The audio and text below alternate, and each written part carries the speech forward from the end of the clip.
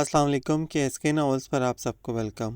ایک خوبصورت ناول کے ساتھ حاضر ہیں جس کا نام ہے یہی محبت ہے۔ ناول کی رائٹر ہیں فرحت چودھری۔ چلیں ناول کی جانب بڑھتے ہیں۔ کوئی مسلسل دروازے کو پیٹ رہا تھا۔ رحمہ چونکہ کچھ دیر قبل ہی سوئی تھی اس لیے اسے لگ رہا تھا جیسے اس کے سر پر ہتھوڑے برس رہے ہوں۔ نیند سے بھری آنکھوں کو زبردستی کھولنے کی کوشش جب ناکام ہو گئی تو اس نے دوبارہ آنکھیں موند لیں۔ پھر ذہن میں نہ جانے کیا کیا چل رہا تھا۔ ریل کا چلنا، لوگوں کی بھیڑ، سامان کی کھینچاتانی، نانو، ماموں، مومانی، ماہم، اسامہ، سب کے چہرے بار بار دکھائی دے رہے تھے۔ ہوائی جہاز، مومانی کی بڑبڑاہٹ، تنبیہی نظریں اور 100 ہدایات۔ ماموں انگلی اٹھائے تاکید کر رہے تھے کہ ان کے دوست کا بیٹا اسلام آباد سے آئے گا، اچھے طریقے سے اٹینڈ کرنا، کوئی شکایت نہیں ملنی چاہیے۔ طرح طرح کی آوازیں اس کو ڈسٹرب کر رہی تھیں اور ان تمام ملی جلی آوازوں میں سب سے نمایاں آواز ڈور بیل اور دروازہ پیٹنے کی تھی۔ اس نے فوراً آنکھیں کھولی اور ایک جھٹکے سے اٹھی، مگر اگلے ہی لمحے اپنے سر کو ہاتھوں میں تھام لیا اور چند سیکنڈ گزرنے کے بعد ادھر ادھر دیکھا تو اسے یاد آیا کہ وہ آج ہی نانو کے ساتھ ماموں کے گھر لاہور پہنچی تھی۔ فیض ماموں اور ان کی فیملی کا اچانک ہی امریکہ جانے کا پروگرام بنا تھا۔ اصل میں وہ دادا دادی بننے والے تھے، اس لیے اس پہلی خوشی میں شریک ہونے کے لیے اپنے بیٹے کے پاس امریکہ جا رہے تھے۔ اتنے بڑے گھر میں کسی کا رہنا بھی ضروری تھا، اس لیے انہوں نے اپنی بھانجی رحمہ اور نانو کو بلا لیا تھا۔ ماہم اور اسامہ نے اپنی پیکنگ کرتے ہوئے لگتا تھا باقی سب کچھ ڈسٹرب کر دیا تھا۔ رحمہ نے تمام چیزوں کو ترتیب سے اور اپنے اپنے ٹھکانے پر رکھا۔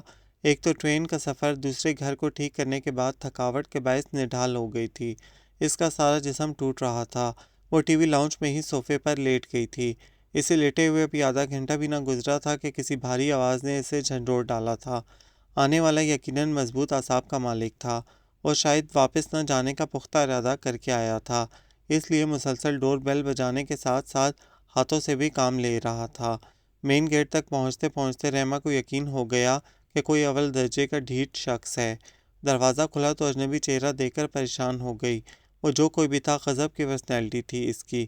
گندمی رنگت، عقابی اور ذہین آنکھیں، خوبصورت اور متوازن چہرے پر گھنے سیاہ بال، وہ مضبوط جسم کا مالک تھا۔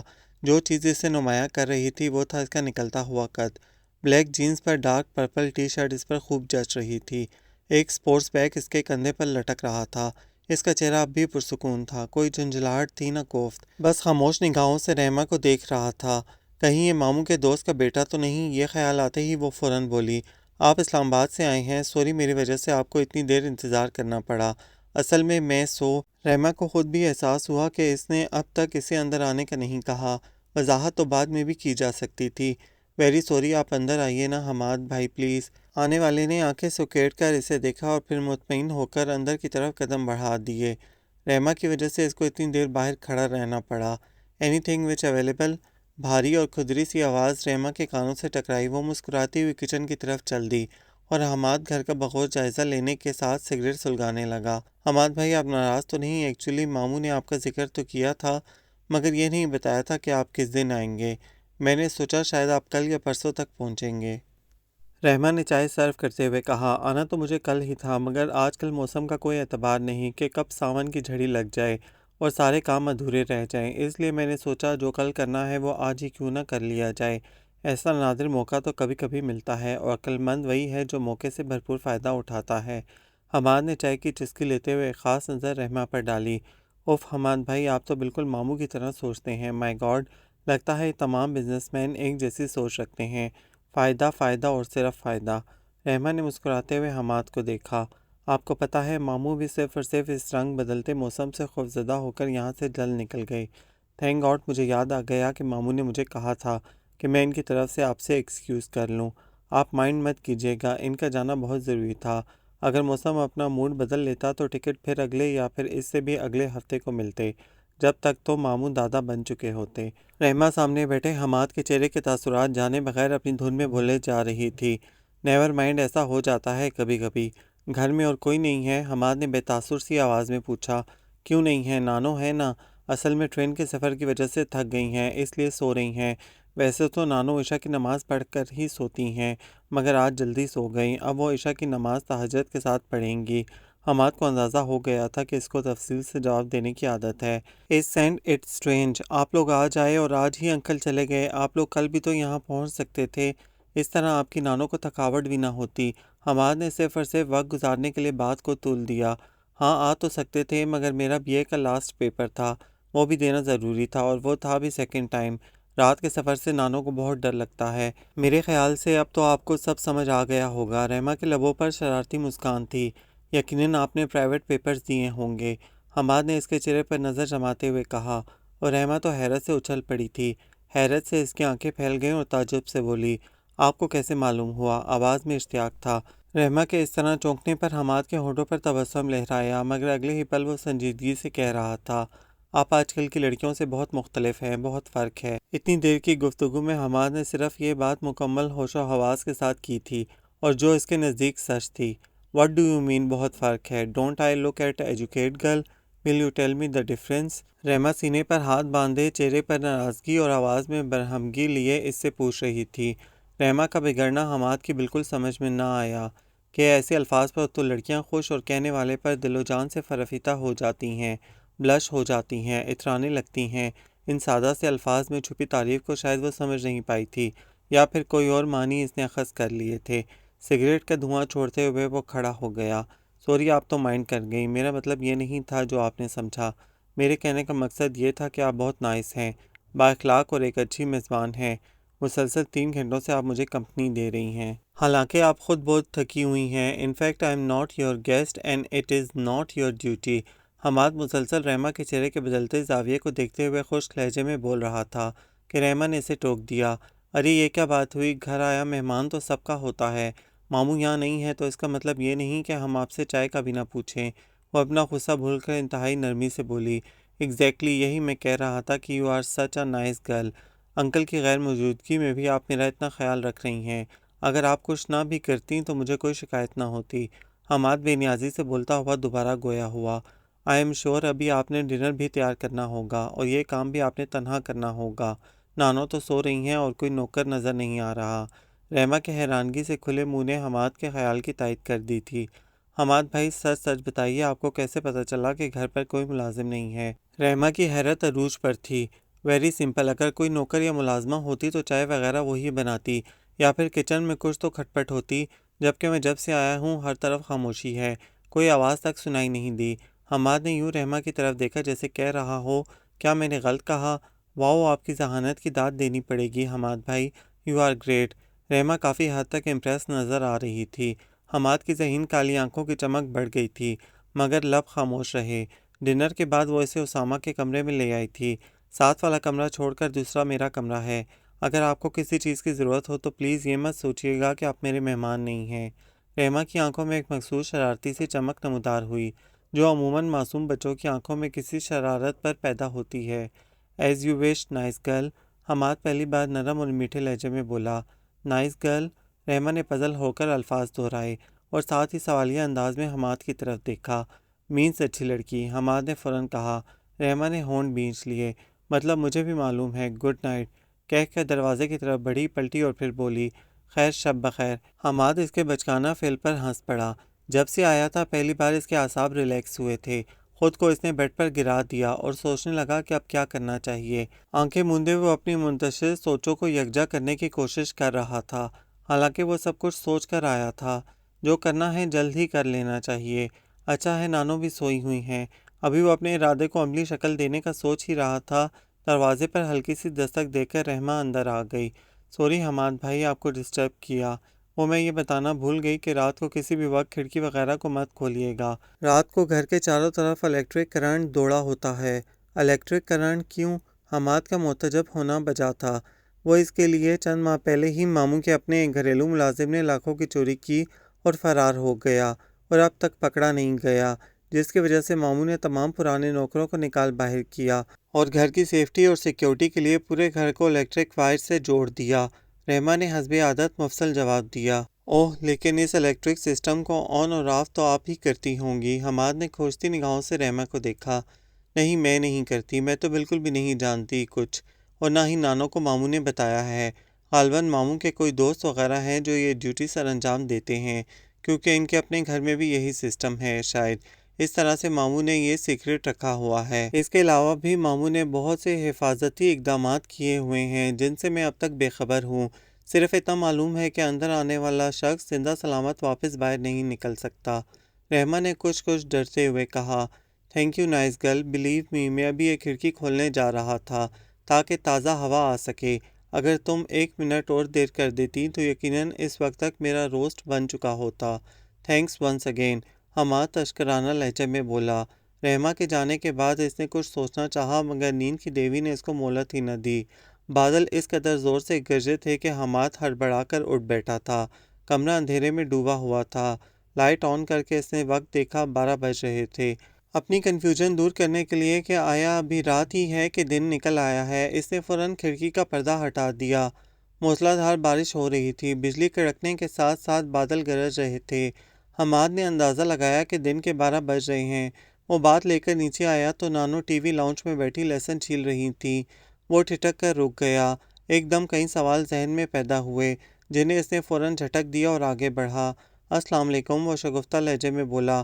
کام کرتے ہوئے نانو کے ہاتھ رک گئے۔ وعلیکم السلام، جیتے رہو، جاگ گئے بیٹا؟ نیند تو ٹھیک آئی؟ حماد کا مثبت جواب سن کر پھر بولی، بیٹا مجھے رات کو کیوں نہ اٹھا دیا؟ ارے یہ رحمہ تو ہے ہی بیوقوف، ایسی بھی کیا تھکاوٹ ہو گئی تھی مجھے، پر اسے کون سمجھائے؟ رحمہ پتر اپنے بھائی کے لیے ناشتہ وغیرہ لاؤ، اماں خود ہی بولے جا رہی تھیں۔ پھر وہ حماد کی طرف متوجہ ہوئیں اور اس کی فیملی کے متعلق ایک ایک کر کے سوال کرنے لگیں جن کے جواب وہ بہت سنبھل کر دے رہا تھا۔ یہ انٹرویو نہ جانے کب تک جاری رہتا کہ رحمہ ناشتہ لے آئی۔ اپنی جان چھوٹنے پر اس نے ایک گہرا اور لمبا سانس خارج کیا اور فوراً ٹرالی دھکیلتی رحمہ کی جانب نگاہیں مرکوز کر دیں۔ مگر یہ کیا، یہ تو وہ رات والی رحمہ نہ تھی، یا پھر شاید حماد نے اسے غور سے نہ دیکھا تھا کہ اس وقت اس کے ذہن پر کچھ اور ہی سوار تھا، یا پھر شاید اس وقت رحمہ کا حلیہ اس قدر بگڑا ہوا تھا کہ اس کی آدھی خوبصورتی چھپ گئی تھی۔ رات میں وہ ملگجے اور سلور زدہ کپڑوں پر بڑا سا پرانا پرنٹڈ دوپٹہ جو یقیناً نانو کا تھا زیب تن کیے ہوئے تھی۔ اس وقت کی رحمہ یکسر مختلف تھی۔ گہرے سبز رنگ کا سوٹ اس نے زیب تن کر رکھا تھا جس پر براؤن کلر کا بلاک پرنٹ کا کام تھا۔ ریشمی چمکدار سیاہ بال پشت پر بکھرے ہوئے تھے۔ دودھیا رنگت شیشے جیسی آنکھوں پر گھنی لمبی پلکیں سایہ فگن تھیں۔ یا قوتی لب حماد دم بخود اسے دیکھے گیا۔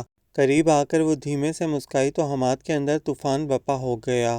حماد بھائی، آپ بارش میں نہائے ہیں؟ رحمہ ٹرالی کے قریب ہی بیٹھی پوچھ رہی تھی۔ ہر کوئی تمہاری طرح بیوقوف نہیں ہے، نانو فوراً بولی۔ اوف ہو نانو، آپ تو بالکل بزذوق اور بور ہیں۔ سچ حماد بھائی، بارش میں نہانے کا الگ ہی مزہ ہے۔ میرا تو دل چاہتا ہے کہ یہ بارشوں کا موسم کبھی ختم نہ ہو۔ وہ اپنی معصوم خواہش کا اظہار کر رہی تھی۔ تمہیں یہ دھوپ چھاؤں کا موسم بہت پسند ہے؟ حماد کی نظر اس کے پرکشش اور معصوم چہرے سے پھسلتی ہوئی کالی گھٹاؤں جیسی زلفوں پر ٹھہر گئیں جو بیٹھتے ہوئے کچھ آگے کو آ گئی تھیں۔ کالی گھٹائیں، سیاہ بادل، بارش، ٹھنڈی ہوائیں، سرمئی شام، ان سب کے ساتھ ساتھ آئی تھنک تم نیلے گہرے سمندر کی بھی کریز ہوگی۔ حماد نے زیر لب مسکراتے ہوئے کہا۔ مائی گاڈ حماد بھائی، آپ نے بالکل ٹھیک کہا۔ ابھی وہ کچھ اور کہتی کہ نانو بول پڑی۔ ارے ساون کا مہینہ شروع ہوتے ہی جیسے جنگل میں مور دیوانہ ہو کر ناچنا شروع ہو جاتا ہے نا، بالکل اس طرح یہ یہاں پاگل ہو جاتی ہے۔ اور رحمہ کھلکھلا کر ہنس پڑی تھی اور حماد کو ایسا محسوس ہوا جیسے جلترنگ بج اٹھے ہوں، جیسے کسی نے میٹھا سریلا نغمہ گنگنایا ہو۔ بے اختیار ہی وہ اس کے گلابی ہونٹوں کے پیچھے موتیوں کی لڑی دیکھے گیا۔ رحمہ یک لخت کھڑی ہو گئی اور اپنے بالوں کو جوڑے کی صورت میں لپیٹنے لگی تو حماد کی محویت ٹوٹ گئی۔ اوف، یہ مجھے کیا ہو رہا ہے؟ میں کیا سوچنے لگا ہوں؟ میں کیا سوچ کر آیا تھا؟ کیا کرنے آیا تھا؟ یہ جو ہو رہا ہے ٹھیک نہیں ہے، غلط ہے۔ خود کو سرزنش کرتے ہوئے اور اپنی سوچ کا رخ موڑنے کے لیے وہ پوچھ بیٹھا، لگتا ہے بہت دیر سے بارش ہو رہی ہے۔ اسے اپنی آواز بھی اپنی نہیں لگ رہی تھی۔ بہت دیر سے نہیں حماد بھائی، رات سے ہو رہی ہے۔ اور جانتے ہیں حماد بھائی، نانو کہہ رہی ہیں کہ یہ جمعرات کی جھڑی ہے، پورا ایک ہفتہ مسلسل بارش ہوتی رہے گی۔ خوشی سے اس کے گلابی گال دہک رہے تھے۔ تو کیا غلط کہا ہے میں نے؟ خود ہی دیکھ لینا۔ اور نانو کی بات 16 آنے سچ ثابت ہوئی تھی۔ ایک ہفتہ گزرنے کے باوجود بارش کی شدت میں کمی نہیں آئی تھی اور موسلادھار بارش سیلاب کا باعث بن گئی تھی۔ چھوٹے چھوٹے دیہات زیر آب آ گئے تھے۔ سیلاب کا ریلا تمام رکاوٹیں توڑ کر لاہور شہر میں داخل ہو چکا تھا۔ سڑکوں کے ساتھ ساتھ کئی کچے مکانات پانی میں ڈوب چکے تھے۔ جگہ جگہ پانی اور بجلی کا نظام معطل ہو چکا تھا۔ شدید طوفان کے باعث چند ایک کھمبے گر گئے تھے جس کی وجہ سے ٹیلی فون کا سلسلہ منقطع ہو چکا تھا۔ 2 ہفتے گزر گئے ہیں، تمہارے ماموں نے صرف پہنچنے کا فون کیا تھا، توبہ کیسا زمانہ آ گیا ہے، محبت ہی ختم ہو چکی ہے۔ اتنا خیال نہیں آیا کہ سیلاب آیا ہوا ہے، ذرا حال احوال ہی ماں کا پوچھ لوں، کوئی بھی مسئلہ ہو سکتا ہے۔ وہ تو وہاں جا کر پچھلوں کو بھول ہی گیا ہے۔ اماں اپنے دل کا غبار نکال رہی تھیں اور ساتھ ہی ساتھ تسبیح کے دانے بھی گرا رہی تھیں۔ 2 ہفتے حماد کے ذہن میں یہی 2 الفاظ گونج رہے تھے، نانو میں آپ کو کتنی بار بتا چکی ہوں کہ فون ڈیڈ پڑا ہوا ہے، اور ماموں جلدی میں اپنا موبائل فون اپنے بیڈ روم میں بھول گئے جو کہ لاک ہے۔ رحمہ نے کتاب پر سے نظر ہٹائے بغیر جواب دیا، میرا حافظہ بھی دن بدن کمزور پڑتا جا رہا ہے، کچھ یاد نہیں رہتا۔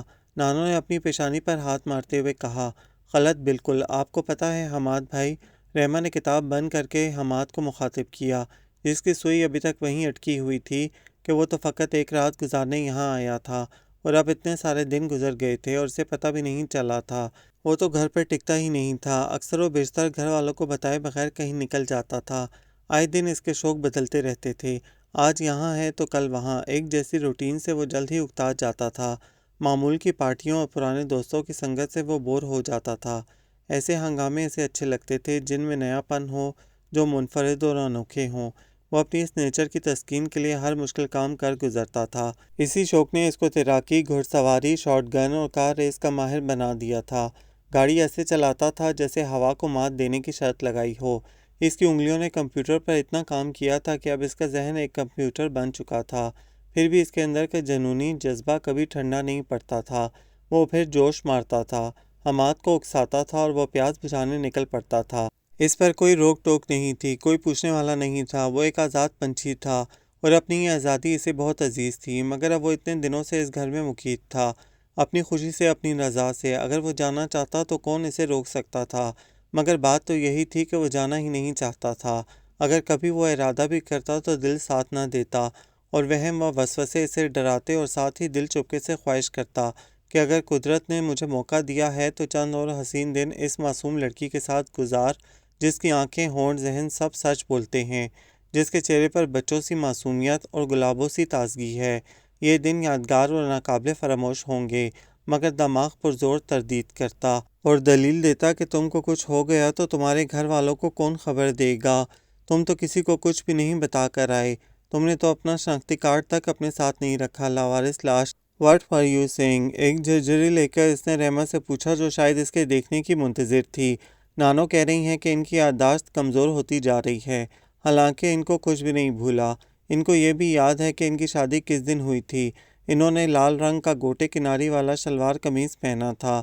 نانا ابو کتنے سمارٹ لگ رہے تھے، اور نانا ابو نے نانو کو انگوٹھی دی تھی، اور نانو کو تو وہ اپنا کزن بھی یاد ہے جس کے ساتھ ان کی پہلی منگنی ہوئی تھی۔ اور رحمہ کی نان سٹاپ بولتی زبان کو بریک لگ گئے تھے، کیونکہ نانو انتہائی غصے میں اس کی طرف بڑھ رہی تھیں، اور رحمہ نے ان کے خطرناک ارادے کو بھانپ کر ایک ہی جس میں حماد کے پیچھے پناہ ڈھونڈ لی تھی۔ پلیز حماد بھائی بچا لیجئے پلیز، نہ جانے کب عقل آئے گی۔ بولتی ہے تو بے تکان بولتی ہے، نہ ارد گرد دیکھتی ہے، نہ سمجھتی ہے کہ کس کے سامنے کون سی بات کرنی ہے۔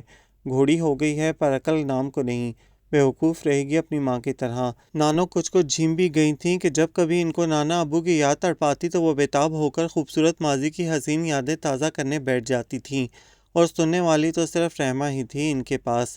اب وہ پچھتا رہی تھی کہ حماد کے سامنے انہیں شرمندگی سی محسوس ہو رہی تھی کہ وہ کیا سمجھے گا کہ لڑکی کیسے بے باکی سے شادی بیاہ کی بات کر رہی ہے۔ نانو آپ جانے بھی دیں، ڈانٹتے ہوئے آپ بالکل اچھی نہیں لگ رہی، آپ تو صرف دعائیں دیتے ہوئے اچھی لگتی ہیں۔ حماد نے ان کے بوڑھے وجود کو اپنے مضبوط بازوؤں میں سمیٹ کر صوفے پر بٹھا دیا۔ رحمہ چلو نانو سے سوری کرو، دیکھو تم نے ان کو ناراض کر دیا۔ حماد نے ایک آنکھ بند کر کے رحمہ کو حکم دیا۔ سوری نانو، رحمہ منہ پسورتے ہوئے بولی تو نانو نے اسے اپنے کمزور اور ناتواں بازوؤں میں بھر لیا اور اس کی پیشانی چوم کر بولی، میری بچی زمانے کے ساتھ چلنا سیکھ ورنہ پچھتائے گی اپنی ماں کی طرح۔ میری بوڑھی ہڈیوں میں اب برداشت کی طاقت نہیں رہی۔ خدا تجھے ہر دکھ سے محفوظ رکھے، میں تو بس دعا کر سکتی ہوں۔ آنسو رحمہ کی پیشانی پر گرے تو اس کی اپنی آنکھیں پانی سے بھر گئیں۔ نانو پلیز روئیں تو مت، اب زیادہ نہیں بولوں گی، وعدہ۔ اور پاس کھڑا حماد حیرت و استعجاب سے یہ پیار بھرا منظر دیکھ رہا تھا۔ اسے اپنی بصارت پر یقین نہیں آ رہا تھا کہ اب بھی اس دنیا میں ان رشتوں میں پیار و محبت جیسی چیز موجود ہے، اب بھی پرخلوص لوگ ہیں۔ ایسے وعدے تو نہ جانے کتنی بار کر چکی ہے۔ چل ہٹ، اب میرا وظیفہ پڑھنے کا وقت ہو گیا ہے، تجھے معلوم ہے نا کہ وظیفے کے فوراً بعد میں نے سنا ہوتا ہے، اس لیے مجھے بلانے مت آنا، جو کچھ پوچھنا ہے ابھی پوچھ لے، ورنہ دروازہ پٹتی رہے گی۔ نانو نے قدم اپنے کمرے کی طرف بڑھا دیے۔ حالانکہ رحمہ ایک آدھ بار ہی بھولی تھی کہ نانو وظیفے کے دوران اور بعد میں نہیں بولتی۔ کیا سوچ رہی ہو؟ حماد نے آہستگی سے نانو کے کمرے کو تکتی رحمہ سے پوچھا۔ نانو رو کیوں رہی تھیں؟ آواز میں پریشانی اور کنفیوژن نمایاں تھی۔ اس لیے کہ تم نے ان کو ناراض کیا، حماد نے جواب دیا۔ رحمہ نے اپنا رخ حماد کی طرف کیا۔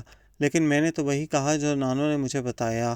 وہ کافی پزل نظر آ رہی تھی اور حماد نے اس کی ناسمجھی اور نادانی پر فلک شگاف کہکا لگایا، اور وہ ایک پل میں ہی ناراض ہو گئی۔ حماد نے دیکھا کہ اس کی آنکھوں کا رنگ بدل چکا تھا، ہلکے جامنی اور گہرے نیلے رنگ کے شیڈ کا عکس آنکھوں میں پڑ رہا تھا اور آنکھیں نیلی نظر آ رہی تھیں۔ حماد بے ساختہ کہہ اٹھا، تمہاری آنکھیں بہت خوبصورت ہیں، کتنے رنگ بدلتی ہیں یہ، اور اس کی مترنم ہنسی کا ساز بج اٹھا۔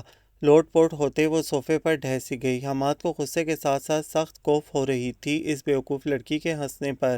اوف حماد بھائی، یہ بات اگر آپ نانو کے سامنے کہتے نا تو نانو بے ہوش ہی ہو جاتی۔ اس نے بمشکل اپنی ہنسی کو روکا۔ کیوں؟ حماد نے بھویں چڑھا کر پوچھا۔ نانو کہتی ہیں میری آنکھیں بہت ڈراؤنی ہیں، اور جب کبھی میں کاجل لگا لوں تو نانو تو اٹھتے بیٹھتے سناتی رہتی ہیں کہ میں کس قدر خوفناک نظر آ رہی ہوں، بالکل بھینس کی طرح کی آنکھیں لگ رہی ہیں، وغیرہ وغیرہ۔ رحمہ کی بات سن کر حماد سمجھ گیا کہ نانو جان بوجھ کر اس کو سجنے سنورنے سے منع کرتی ہوں گی، حالانکہ اس کا اپنا دل بڑے وثوق سے کہہ رہا تھا کہ کاجل بھری یہ دو آنکھیں کسی کو بھی گھائل کر سکتی ہیں، کوئی بھی ان خانوں میں ڈوب جانے کو مچل سکتا ہے، ان آئینوں میں اپنی تصویر ہمیشہ کے لیے دیکھنے کی خواہش کر سکتا ہے۔ اور پتہ ہے کیا کہتی ہیں، میں جب اپنے بال کھولتی ہوں تو چڑیل لگتی ہوں، اس لیے تو ہمیشہ باندھ کر رکھتی ہوں۔ رحمہ نے اپنی نفاست سے گوندھی چوٹی سے کھیلتے ہوئے کہا۔ چہرے پر صاف تحریر تھا کہ وہ اپنی نانو کی باتوں کو سچا سمجھتی ہے، وہ کچھ غلط بھی نہیں کہتی۔ بیوقوف لڑکی، تم تو کسی کو بھی اپنے قبضے میں کر سکتی ہو، کسی کا بھی جینا محال اور دوبھر کر سکتی ہو۔ وہ صرف سوچ کر رہ گیا، بولا کچھ نہیں۔ میں چائے بنا کر لاتی ہوں، پھر اسکریبل کھیلیں گے، ٹھیک؟ وہ کہتی ہوئی کچن میں چلی گئی تھی اور حماد اسکریبل کے ہند سے الٹنے لگا۔ وہ جب سے آیا تھا ایسا ہی ہو رہا تھا کہ وہ رات کو دیر تک کوئی نہ کوئی گیم کھیلتے، ادھر ادھر کی باتیں کرتے، اور جب نانو تہجد کے لیے اٹھتی تو فوراً اپنے اپنے کمروں میں بھاگتے۔ بیٹا، مجھے تو یہ سوچ سوچ کر ہول اٹھ رہے ہیں کہ تمہارے گھر والے کتنے پریشان ہو رہے ہوں گے، فون کو بھی ابھی ہی خراب ہونا تھا۔ نانو واقعی متفکر سی نظر آ رہی تھیں۔ پریشان تو ہو رہے ہوں گے، مگر اب کیا بھی کیا جا سکتا ہے؟ شکر کریں نانو کہ آپ لوگوں کا یہ ایریا اونچائی پر ہے، پھر بھی سڑکوں پہ گھٹوں گھٹوں تک پانی ہے، آگے کے علاقوں کا تو اللہ ہی حافظ ہے، بس باہر نکلنے کی دیر ہے، پتہ بھی نہیں چلے گا کہ آپ کہاں پہنچ گئی ہیں۔ پانی کا بہاؤ اس قدر شدید اور تیز ہے، نظام زندگی درہم بھرم ہو کر رہ گیا ہے۔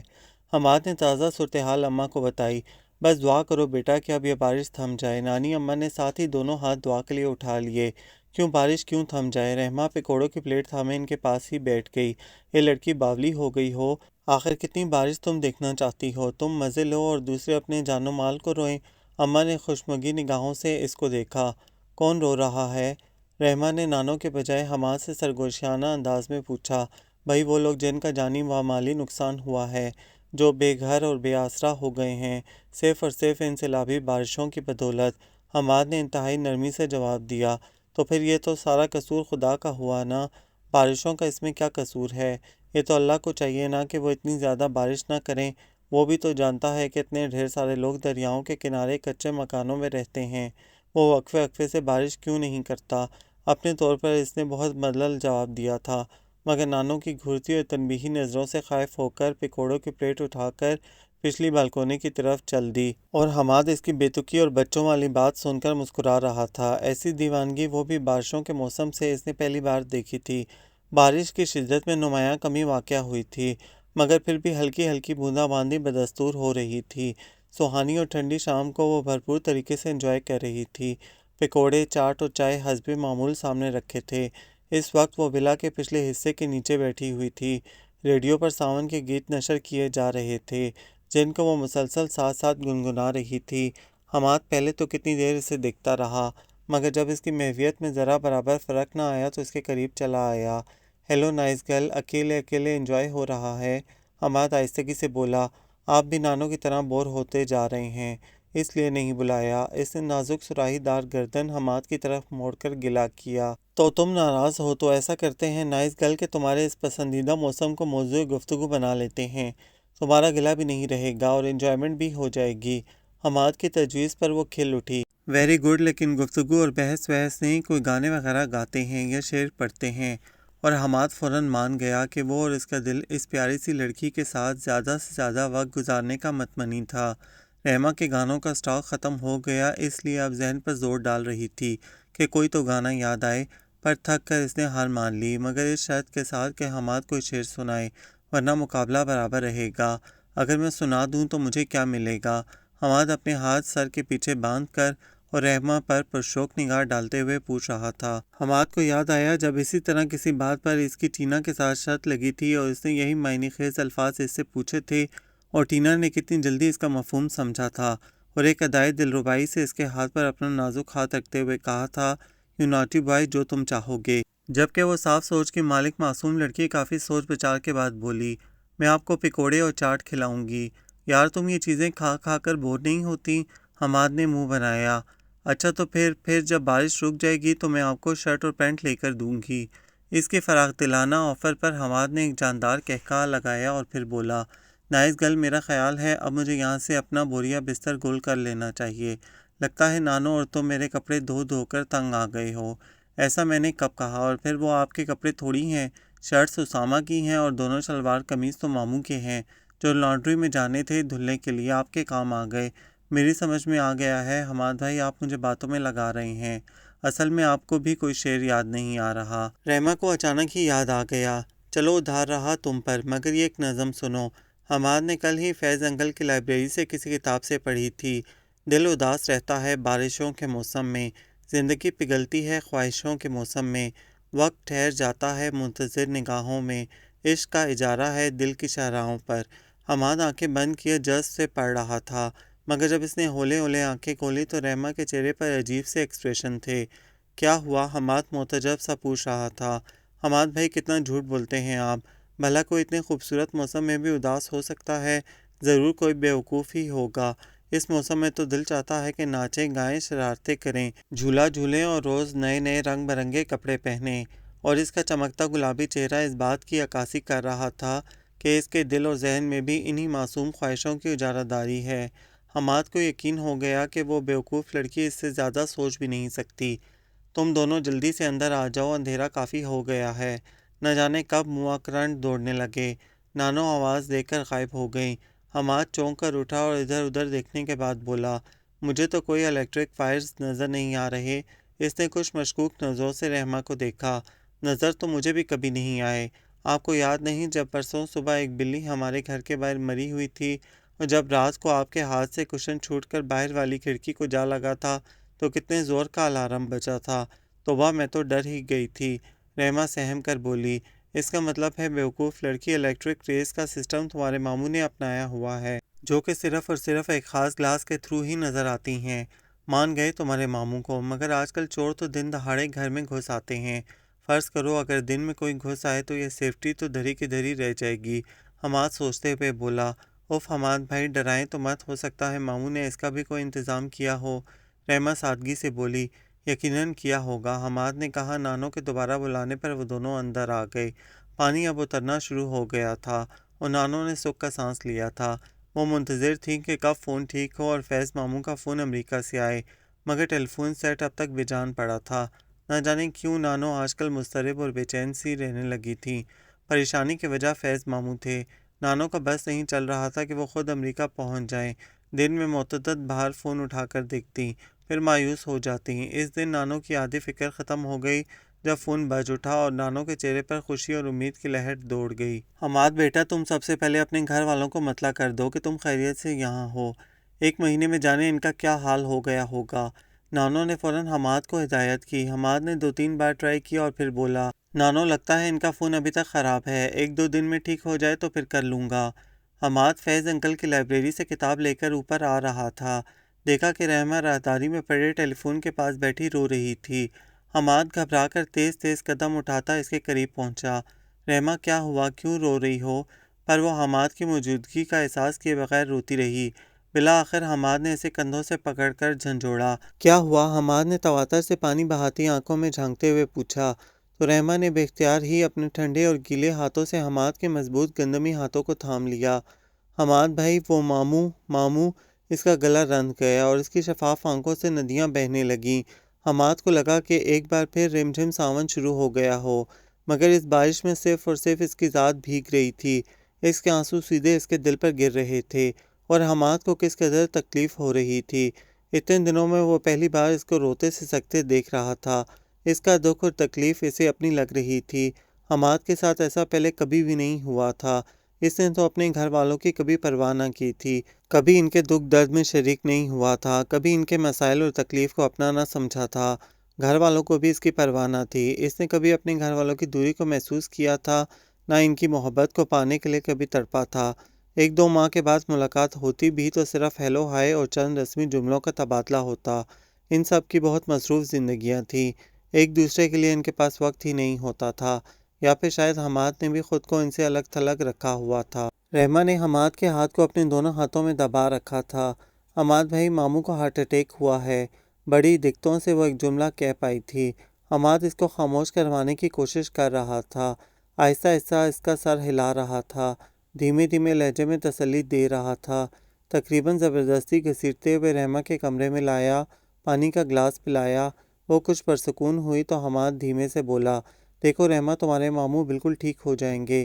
یہ بھی شکر ہے کہ وہ اس وقت امریکہ میں ہیں، وہاں بہترین ٹریٹمنٹ ملتی ہے۔ ہی ول بی آل رائٹ۔ دیکھو، اگر تم اس طرح روتی رہیں تو نانو کو بھی معلوم ہو جائے گا۔ تمہیں معلوم ہے نا نانو کی شوگر کل سے کتنی ہائی ہے، وہ مزید بیمار پڑ سکتی ہیں۔ رحمہ فوراً بولی، حماد بھائی پلیز نانو کو مت بتائیے گا، وہ ماموں سے بہت محبت کرتی ہیں۔ رحمہ نے آنسو پونچھنے کی ناکام کوشش کی۔ آنٹی آپ کب فون کریں گی؟ حماد نے پوچھا۔ شاید کل، رحمہ نے بھیگی آواز میں کہا۔ تم ایسا کرو کہ اب سو جاؤ، جاگتی رہو گی تو روتی رہو گی۔ حماد اتنا تو اس کو جان ہی چکا تھا۔ سو جاؤں؟ رحمہ نے بے یقینی سے حماد کو دیکھا۔ نانو بھی سوئی ہوئی ہیں، اگر میں بھی سو گئی تو ماموں کے لیے کون دعا کرے گا؟ میں اب کچھ نفل پڑھوں گی اور پھر تہجد۔ نانو کہتی ہیں اللہ رات اور صبح کے درمیانی حصے میں مانگی ہوئی دعا کو جلد قبول کرتا ہے۔ Okay, as you wish, nice girl. Hammad نے ہلکے سے اس کے ہاتھ کو چھوا اور باہر نکل گیا۔ تمام رات نہ جانے وہ کیا کیا پڑھتی رہی تھی۔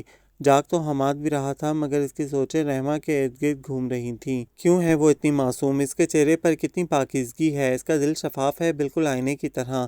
اس کی آنکھیں ہمیشہ سچ بولتی ہیں، اس کے ہر انداز سے سچائی جھلکتی ہے، اس کی ہر ادا تصنع و بناوٹ سے پاک ہے۔ آج کے دور میں رہتے ہوئے بھی اس میں کوئی چالاکی تیز تراری نہیں ہے۔ فجر کے وقت جب وہ اس کے کمرے میں آیا تو وہ جائے نماز پر بیٹھی دونوں ہاتھ اٹھائے بند بھیگی پلکوں کے ساتھ دعا مانگ رہی تھی۔ ہونٹ خشک تھے اور وہ دبے پاؤں واپس آ گیا، اور حیرت و استعجاب سے اس کا دماغ سن ہونے لگا کہ کس قدر خشوع و خضوع سے وہ اپنے ماموں کی صحت یابی اور سلامتی کے لیے دعا مانگ رہی تھی۔ 2 سال قبل جب اس کے پاپا کو ہارٹ اٹیک ہوا تھا تو وہ فیصل آباد میں تھا، حسب عادت بتائے بغیر نکل گیا تھا۔ کتنی مشکلوں سے گھر والے اس سے کانٹیکٹ کر پائے تھے، اور ذرا بھی بے چین اور ٹینس نہیں ہوا تھا، مگر پھر بھی وہ ہاسپٹل پہنچ گیا تھا۔ اسے یہ بھی یاد تھا کہ اس نے ایک بار بھی اپنے پاپا کے لیے دعا نہیں مانگی تھی، مگر آج اس کا دل شدت سے کچھ مانگنے کے لیے مچل رہا تھا، اور وہ دل کے آگے بے بس و مجبور ہو کر نماز پڑھنے کھڑا ہو گیا تھا۔ نماز پڑھنے کے بعد اس نے فقط یہ دعا کی تھی کہ اللہ اس اچھی لڑکی کی ہر دعا قبول فرما۔ جب اس کی آنکھ کھلی تو پہلا خیال اسے رحمہ کا آیا، اور وہ اپنی اس بدلتی حالت پر مسکرا دیا۔ نہا دھو کر جب سیڑھیاں نیچے اترا تو اس کی سندر منموہنی صورت نظر آئی، چہرہ کچھ زرد ہو رہا تھا۔ ایسے منہ لٹکا کر کیوں بیٹھی ہو؟ حماد اس کے قریب آ کر بولا۔ دوپہر کے 12 بج رہے ہیں اور آنٹی کا ابھی تک فون نہیں آیا۔ رحمہ نے لب کاٹتے ہوئے کہا، آنکھیں پانی سے بھر گئی تھیں۔ ڈونٹ وری، آ جائے گا، بی بریو یار۔ حماد اسے تسلی دے رہا تھا کہ نانو آ گئی۔ حماد بیٹا، میرا دل بیٹھا جا رہا ہے، بہت برا خواب دیکھا ہے میں تمہارے اٹھنے کا انتظار کر رہی تھی۔ یہ لو پیسے اور ایک مرغہ ذبح کروا کر کسی فقیر کو دے آؤ، اللہ سب خیر کرے۔ نانو چہرے سے ہی ملول دکھائی دے رہی تھیں۔ مرغہ کیوں نانو؟ حماد نے پوچھا۔ ارے بیٹا، یہ صدقہ ہوتا ہے، آنے والی بلا ٹل جاتی ہے، اللہ میرے فیض کو خیر خیریت سے گھر لائے۔ حماد نانو کی تڑپ اور بے قراری پر بھونچکا رہ گیا، شاید یہی مامتا ہے۔ تبھی نانو کو اندر ہی اندر کوئی کہہ رہا تھا کہ ان کا بیٹا تکلیف میں ہے، کیسے محبت بھرے چاہے جانے والے رشتے ہیں یہ۔ پورا دن اداس گزرا تھا، خاص طور پر حماد کا کہ وہ پیاری لڑکی ایک بار بھی نہیں مسکرائی تھی، بس دعائیں مانگے جا رہی تھی۔ رحمہ نے نانو کو یہی کہا کہ سر میں درد ہے، اس لیے نانو نے کوئی خاص توجہ نہ دی۔ پھیکی پڑتی روشنی اور بڑھتے اندھیرے کا ملاپ ہو رہا تھا جب فون بج اٹھا۔ رحمہ دم سادے فون سن رہی تھی، پھر چیخ چیخ کر نانو کو بلانے لگی۔ نانو، ماموں کا فون ہے، آپ کو بلا رہے ہیں، جلدی آئیں۔ آواز کے ساتھ ساتھ چہرے پر بھی خوشی تھی۔ نانو تھوڑی دیر بات کرتی رہیں، پھر فون بند ہو گیا اور نانو اپنے رب کا شکر ادا کرتے ہوئے مغرب کی نماز ادا کرنے چلی گئیں تو رحمہ بھی اٹھ گئی۔ در و بام پر سنہری اور چمکیلی دھوپ چمک رہی تھی۔ کافی دنوں بعد پرندے نیلے اور وسیع آسمان پر اپنی اڑان سے لطف اندوز ہو رہے تھے۔ نانو نے حماد کو مارکیٹ سے کچھ سامان لانے کے لیے بھیجا تھا اور وہ یوں فرمانبردار بیٹے کی طرح یہ کام سر انجام دے رہا تھا جیسے برسوں سے ایسے کام کرنے کا عادی ہو۔ جب وہ بھرے ہوئے شاپرز لے کر گھر کے اندر داخل ہوا تو نانو انتہائی غصے میں بول رہی تھیں، بیوقوف لڑکی، کیا ضرورت پڑی تھی تمہیں دروازہ کھولنے کی؟ کوئی چور اچکا ہوتا، گھر کے اندر گھس آتا تو کیا کر لیتے ہم؟ نانو، وہ کوئی چور وور نہیں تھا، سیلاب میں اس کا سب کچھ ختم ہو گیا، اس لیے اپنے 2 بچوں کے لیے کھانا مانگ رہا تھا، کہہ رہا تھا تھوڑی سی مالی مدد کر دو، غریب تھا بیچارہ۔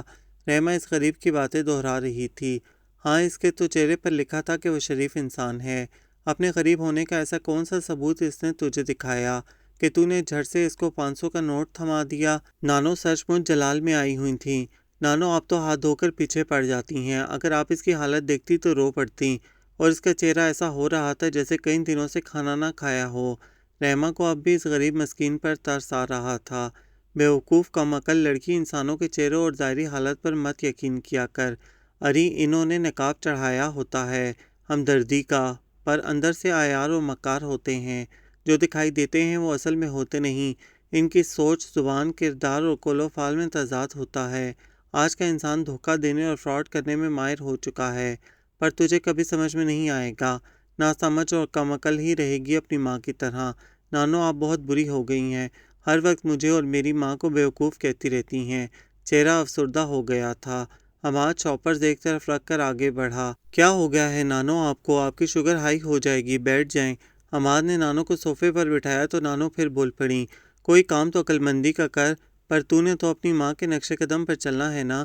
پتہ نہیں کیوں نانو کو اتنا غصہ آ رہا تھا۔ رحمہ روتے ہوئے اوپر بھاگ گئی تو حماد نانو کو کول ڈاؤن کرنے میں لگ گیا اور نانو نے ساری بات دہرا دی۔ نانو، آپ کو معلوم تو ہے کہ وہ کس قدر بیوقوف ہے، اگر پیسے دے دیے تو۔ نانو حماد کی بات کاٹ کر فوراً بولی، بات پیسے کی نہیں ہے، بات سمجھداری کی ہے۔ 1000 بار سمجھایا ہے کہ جھٹ سے کسی پر آنکھیں بند کر کے اعتبار مت کیا کرو۔ پیسے لینے اندر آ گئی اور دروازہ کھلا چھوڑ دیا۔ اگر اس کے ہاتھ میں کوئی اسلحہ ہوتا تو میں بوڑھی جان کیا کر لیتی؟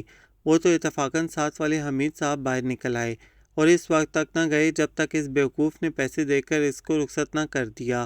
نانو آ جائے گی سمجھ اس کو۔ حماد نے نانو کا حوصلہ بڑھایا، نہیں، اس کو کبھی عقل نہیں آئے گی، اس کی ماں کو نہ آئی تو اس کو کیسے آئے گی؟ نانو کی آنکھیں ڈبڈبا گئیں اور آہستگی سے بولیں، اس کی ماں بھی بالکل ایسی تھی، معصوم، سادہ لو اور ہمدرد، دوسروں کی مدد کے لیے ہر دم تیار، دوسروں کی چھوٹی چھوٹی تکلیفیں دور کر کے نہ جانے اس کو کیسی راحت ملتی تھی۔ غریبوں کے لیے تو اس کے دل میں خاص نرم گوشہ تھا۔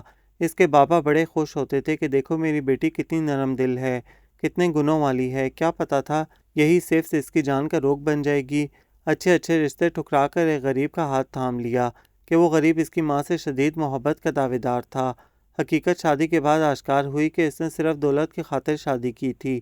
وہ نشہ بھی کرتا تھا۔ میری بچی رحمہ کے پیدا ہونے کے 1 ہفتے بعد ہی چل بسی، اور جانتے ہو بار بار کیا کہتی تھی کہ اماں میری بیٹی کو میری طرح کا مت بنانا، پر دیکھ لو وہ ہو بہو اس کی طرح ہے۔ ٹھوکر کھا کر سنبھلنے سے تو بہتر ہے بیٹا کہ پہلے ہی سمجھ بوجھ سے کام لیا جائے، بعد میں پچھتانے سے کیا حاصل ہوتا ہے سوائے تاسف اور افسوس کے۔ بیٹا اس بیوقوف کو جا کر دیکھو، رو رہی ہوگی۔ نانو نے آنسو پونچھتے ہوئے حماد سے کہا۔ رحمہ شاید جی بھر کر رو چکی تھی، اس لیے اب اپنے گھٹنوں پر تھوڑی جمائے بیٹھی تھی۔ ہیلو نائس گرل، کوئی رسپانس نہیں ملا۔ بھئی میں نے کیا کیا ہے؟ حماد نے متوجہ کرنا چاہا۔ رحمہ پلیز یار بات تو کرو۔ حماد نے اس کے سر کو ایک انگلی سے ہلایا۔ تمہیں بھی یہی لگتا ہے نا کہ میں بیوقوف ہوں؟ رحمہ نے سر اٹھایا تو اس کی ناک اور آنکھیں رونے سے گلابی ہو رہی تھیں۔ میں نہیں سمجھتا، لیکن اگر تم یہ سمجھتی ہو کہ نانو نے تم کو غلط ڈانٹا ہے تو یہ غلط ہے۔ جانتی ہو پچھلی اسٹریٹ پر ایک گھر میں صرف 2 عورتیں مدد مانگنے آئیں और चाकू दिखाकर काफ़ी कुछ लूट कर ले गईं। इसलिए नानो डरी हुई हैं। पैसे देने थे तो बंद दरवाजे के ऊपर से भी दिए जा सकते थे। दरवाज़ा खोलने की क्या ज़रूरत थी? हमाद समझाने के अंदाज में बोल रहा था। हाँ, ये गलती हो गई। रहमा के फ़ौरन गलती मान लेने पर हमाद मुस्कुरा उठा। आइंदा ये गलती मत दोहराना, फिर नानो तुमको कभी बेवकूफ़ नहीं कहेंगी। चलो नानो के साथ मिलकर खाना खाते हैं। रहमा का चेहरा एकदम ही फ्रेश हो गया और हमाद सोचने लगा कि किस कदर जल्दी ये लड़की अपना मूड बदलती है। अभी नाराज़ अभी खुश। मैं सोच रहा हूँ कि परसों यहाँ से चला जाऊँ, हमाद ने रहमा के चेहरे का जायज़ा लेते हुए कहा। क्यों हमाद भाई? रहमा ने पूछा। क्यों से क्या मतलब है लड़की? अरे 2 माह होने वाले हैं, बेचारे का दिल उदास हो गया होगा, अपना घर अपना होता है।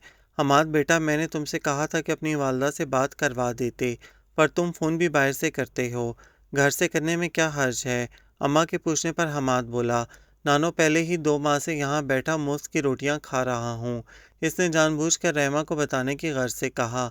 देखा ना, ये अब तक हमको अपना नहीं समझते। तवक्का के ऐन मुताबिक वो बुरा मान गई थी। अच्छी लड़की इस भरी दुनिया में तुम ही एक तो मेरी अपनी हो। तुमसे ही सीखा है कि अपनायत और अपनापन क्या होता है। तुम बातें करो, मुझे कुछ काम है। नानो चली गई तो हमाद आंखों में वारफिदगी लिए मखमूर लहजे में बोला, तुमसे किसने कहा कि मैं तुम्हें अपना नहीं समझता? अभी जो आपने कहा वही सादगी भरा जवाब मिला। तो तुम चाहती हो कि मैं ना जाऊं यहाँ से? आंखों में और दिल में हज़ार उम्मीदों के दिए जल पड़े। तो और क्या, मैं चाहती हूँ आप मामू वगैरह से मिलकर जाएं। 2-3 दिन में वो भी तो आ रहे हैं। रहमा के भोलपन ने उम्मीद के आखिरी दिए की लो भी बुझा दी थी।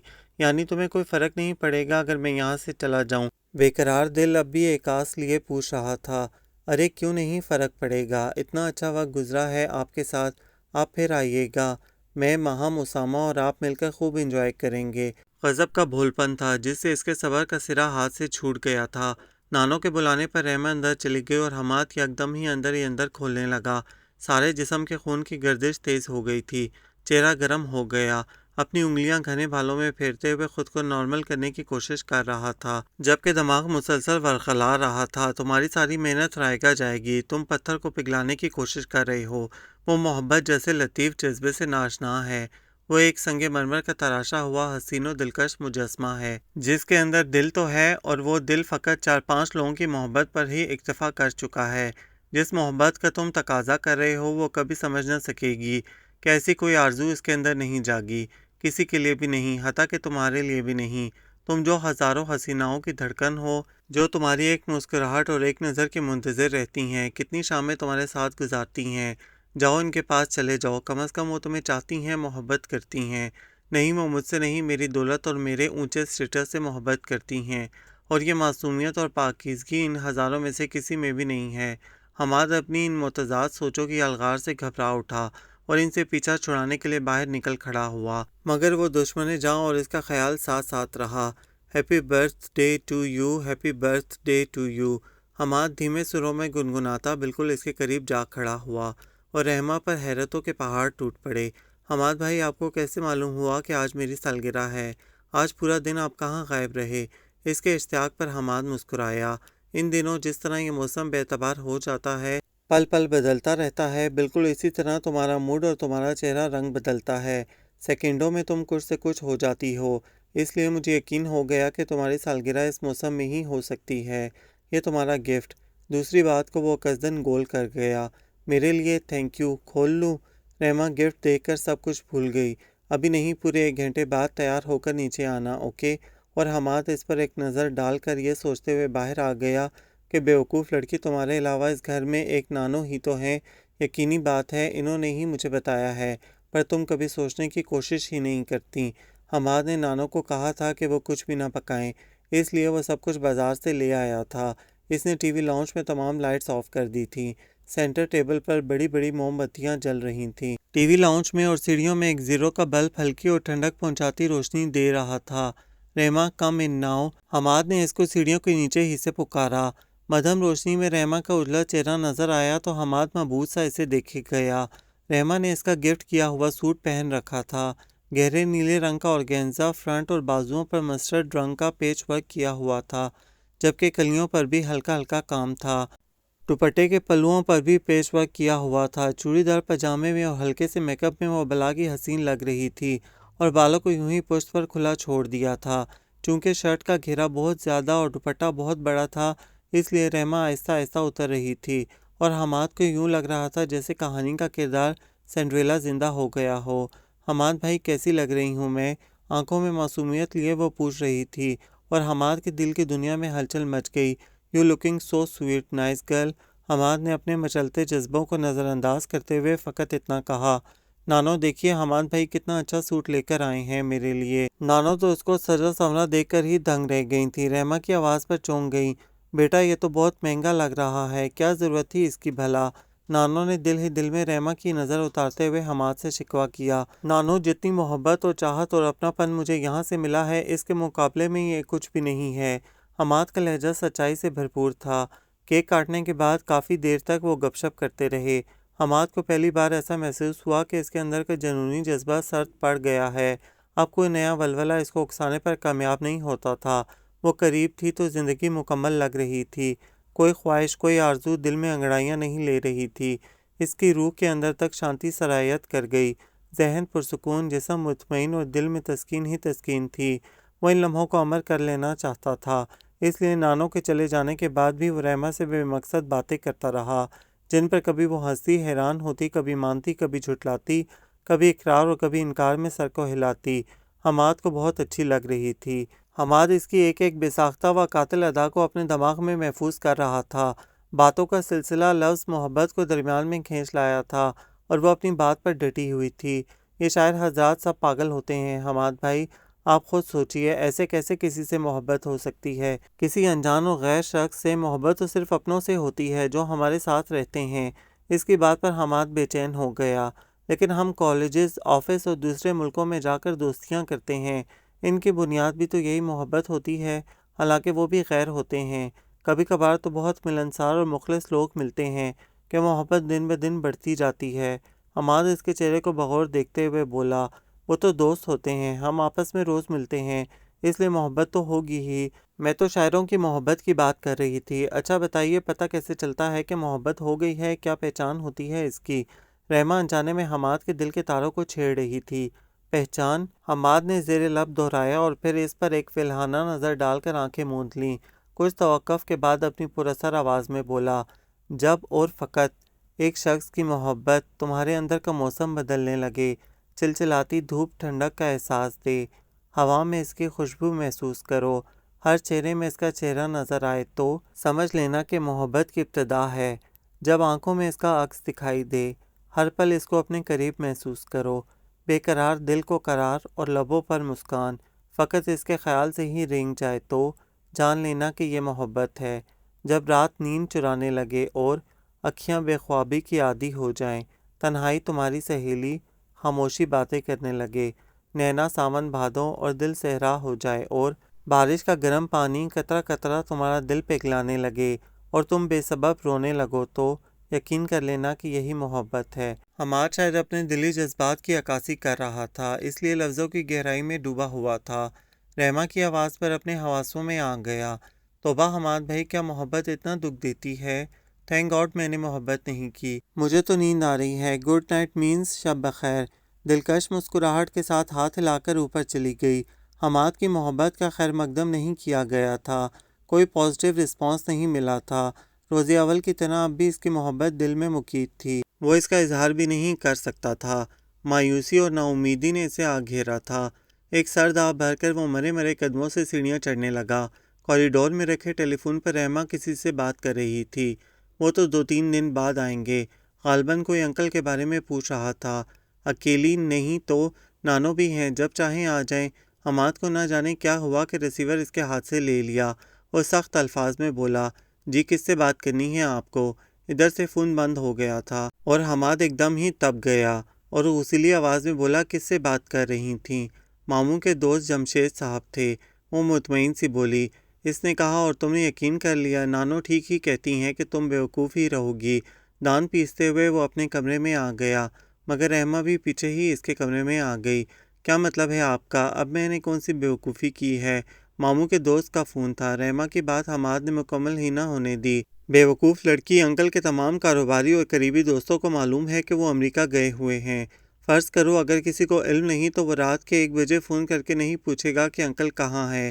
یا یہ کہ تم گھر پر اکیلی ہو؟ اگر وہ واقعی جمشید صاحب تھے تو میری آواز سن کر فون کیوں بند کر دیا؟ حماد کا بس نہیں چل رہا تھا کہ وہ اس لڑکی کو جھنجھوڑ کر رکھ دے۔ اتنی بھی بیوقوف نہیں ہوں، آواز پہچان لی تھی میں نے ان کی۔ وہ اب بھی غلطی ماننے کو تیار نہ تھی۔ تو بہت عقل مند ہو گئی ہیں آپ، فون پر آواز پہچان لیتی ہیں لیکن سامنے آئے انسانی چہرے کو نہیں پہچان پاتی۔ حماد کو بعد میں احساس ہوا کہ وہ کیا کہہ گیا ہے، مگر مقابل کھڑی لڑکی تو صرف الفاظ سنتی تھی، ان کے معنی سمجھنے کی فرصت نہیں تھی۔ آپ بھی حد کرتے ہیں حماد بھائی، اتنی عقل تو مجھ میں ہے کہ اپنوں کو پہچان سکوں۔ اب میں ہر ایرے غیرے کو تو گھر کے اندر گھسنے نہیں دے سکتی، جن کو جانتی ہوں ان کو ہی اندر بلاؤں گی۔ وہ اب بھی اپنا دفاع کر رہی تھی۔ اچھا، استاذیہ انداز تھا۔ میرے بارے میں کیا جانتی ہو تم؟ تقریباً 2 ماہ ہونے والے ہیں مجھے یہاں رہتے ہوئے۔ کتنا پہچان پائی ہو مجھے بولو؟ حماد سنجیدگی سے بولا۔ کمال ہے، آپ ماموں کے دوست کے بیٹے ہیں، رحمہ نے بتایا۔ کیا ثبوت ہے اس کا؟ کیا تم نے میری تصویر دیکھ رکھی تھی؟ آخر کیسے پہچانا تم نے مجھے؟ وہ سوال پر سوال پوچھ رہا تھا۔ اوفو، آپ نے خود تو کہا تھا کہ آپ حماد ہیں اور اسلام آباد سے آئے ہیں، رحمہ تقریباً جھنجھلاتے ہوئے بولی۔ فار یور کائنڈ انفارمیشن، میں نے ایسا کچھ بھی نہیں کہا تھا، حماد سپاٹ لہجے میں بولا۔ کیا مطلب؟ رحمہ کے چہرے پر الجھنیں تھیں۔ مطلب یہ کہ میں نے ایسا کچھ نہیں کہا تھا، یاد کرو تم نے مجھے حماد کہہ کر مخاطب کیا تھا، سب کچھ تم بولی تھی۔ حماد نے روز روز کی کشمکش سے تنگ آ کر آج سچ بولنے کا فیصلہ کر لیا تھا۔ یعنی آپ حماد بھائی نہیں ہیں؟ حماد بھائی پلیز یہ مذاق اب بند کریں، رحمہ نے ہنستے ہوئے کہا۔ میں مذاق نہیں کر رہا ہوں بیوقوف لڑکی، میں حماد نہیں ہوں اور نہ ہی اسلام آباد سے آیا ہوں۔ حقیقت تو یہ ہے کہ میں تمہارے انکل اور تم لوگوں کو جانتا تک نہیں۔ درمیانی فاصلہ کم کرتے ہوئے حماد درستی سے بولا۔ حماد کا غضبناک چہرہ، سرخ آنکھیں اور کرخت لہجہ رحمہ کو پریشان کر گیا۔ تو پھر آپ کون ہیں؟ دھڑکتے دل کے ساتھ کمزور سی آواز میں پوچھا۔ جاننا چاہتی ہو میں کون ہوں؟ ویل آئی ایم عدیم چودھری اور میں یہی لاہور کا رہنے والا ہوں۔ جاننا چاہتی ہو میں یہاں کس نیت سے آیا تھا؟ اس نے ایک قدم اس کی طرف بڑھایا۔ اس کے چہرے کو اب تک اپنی نظروں کی گرفت میں رکھا ہوا تھا۔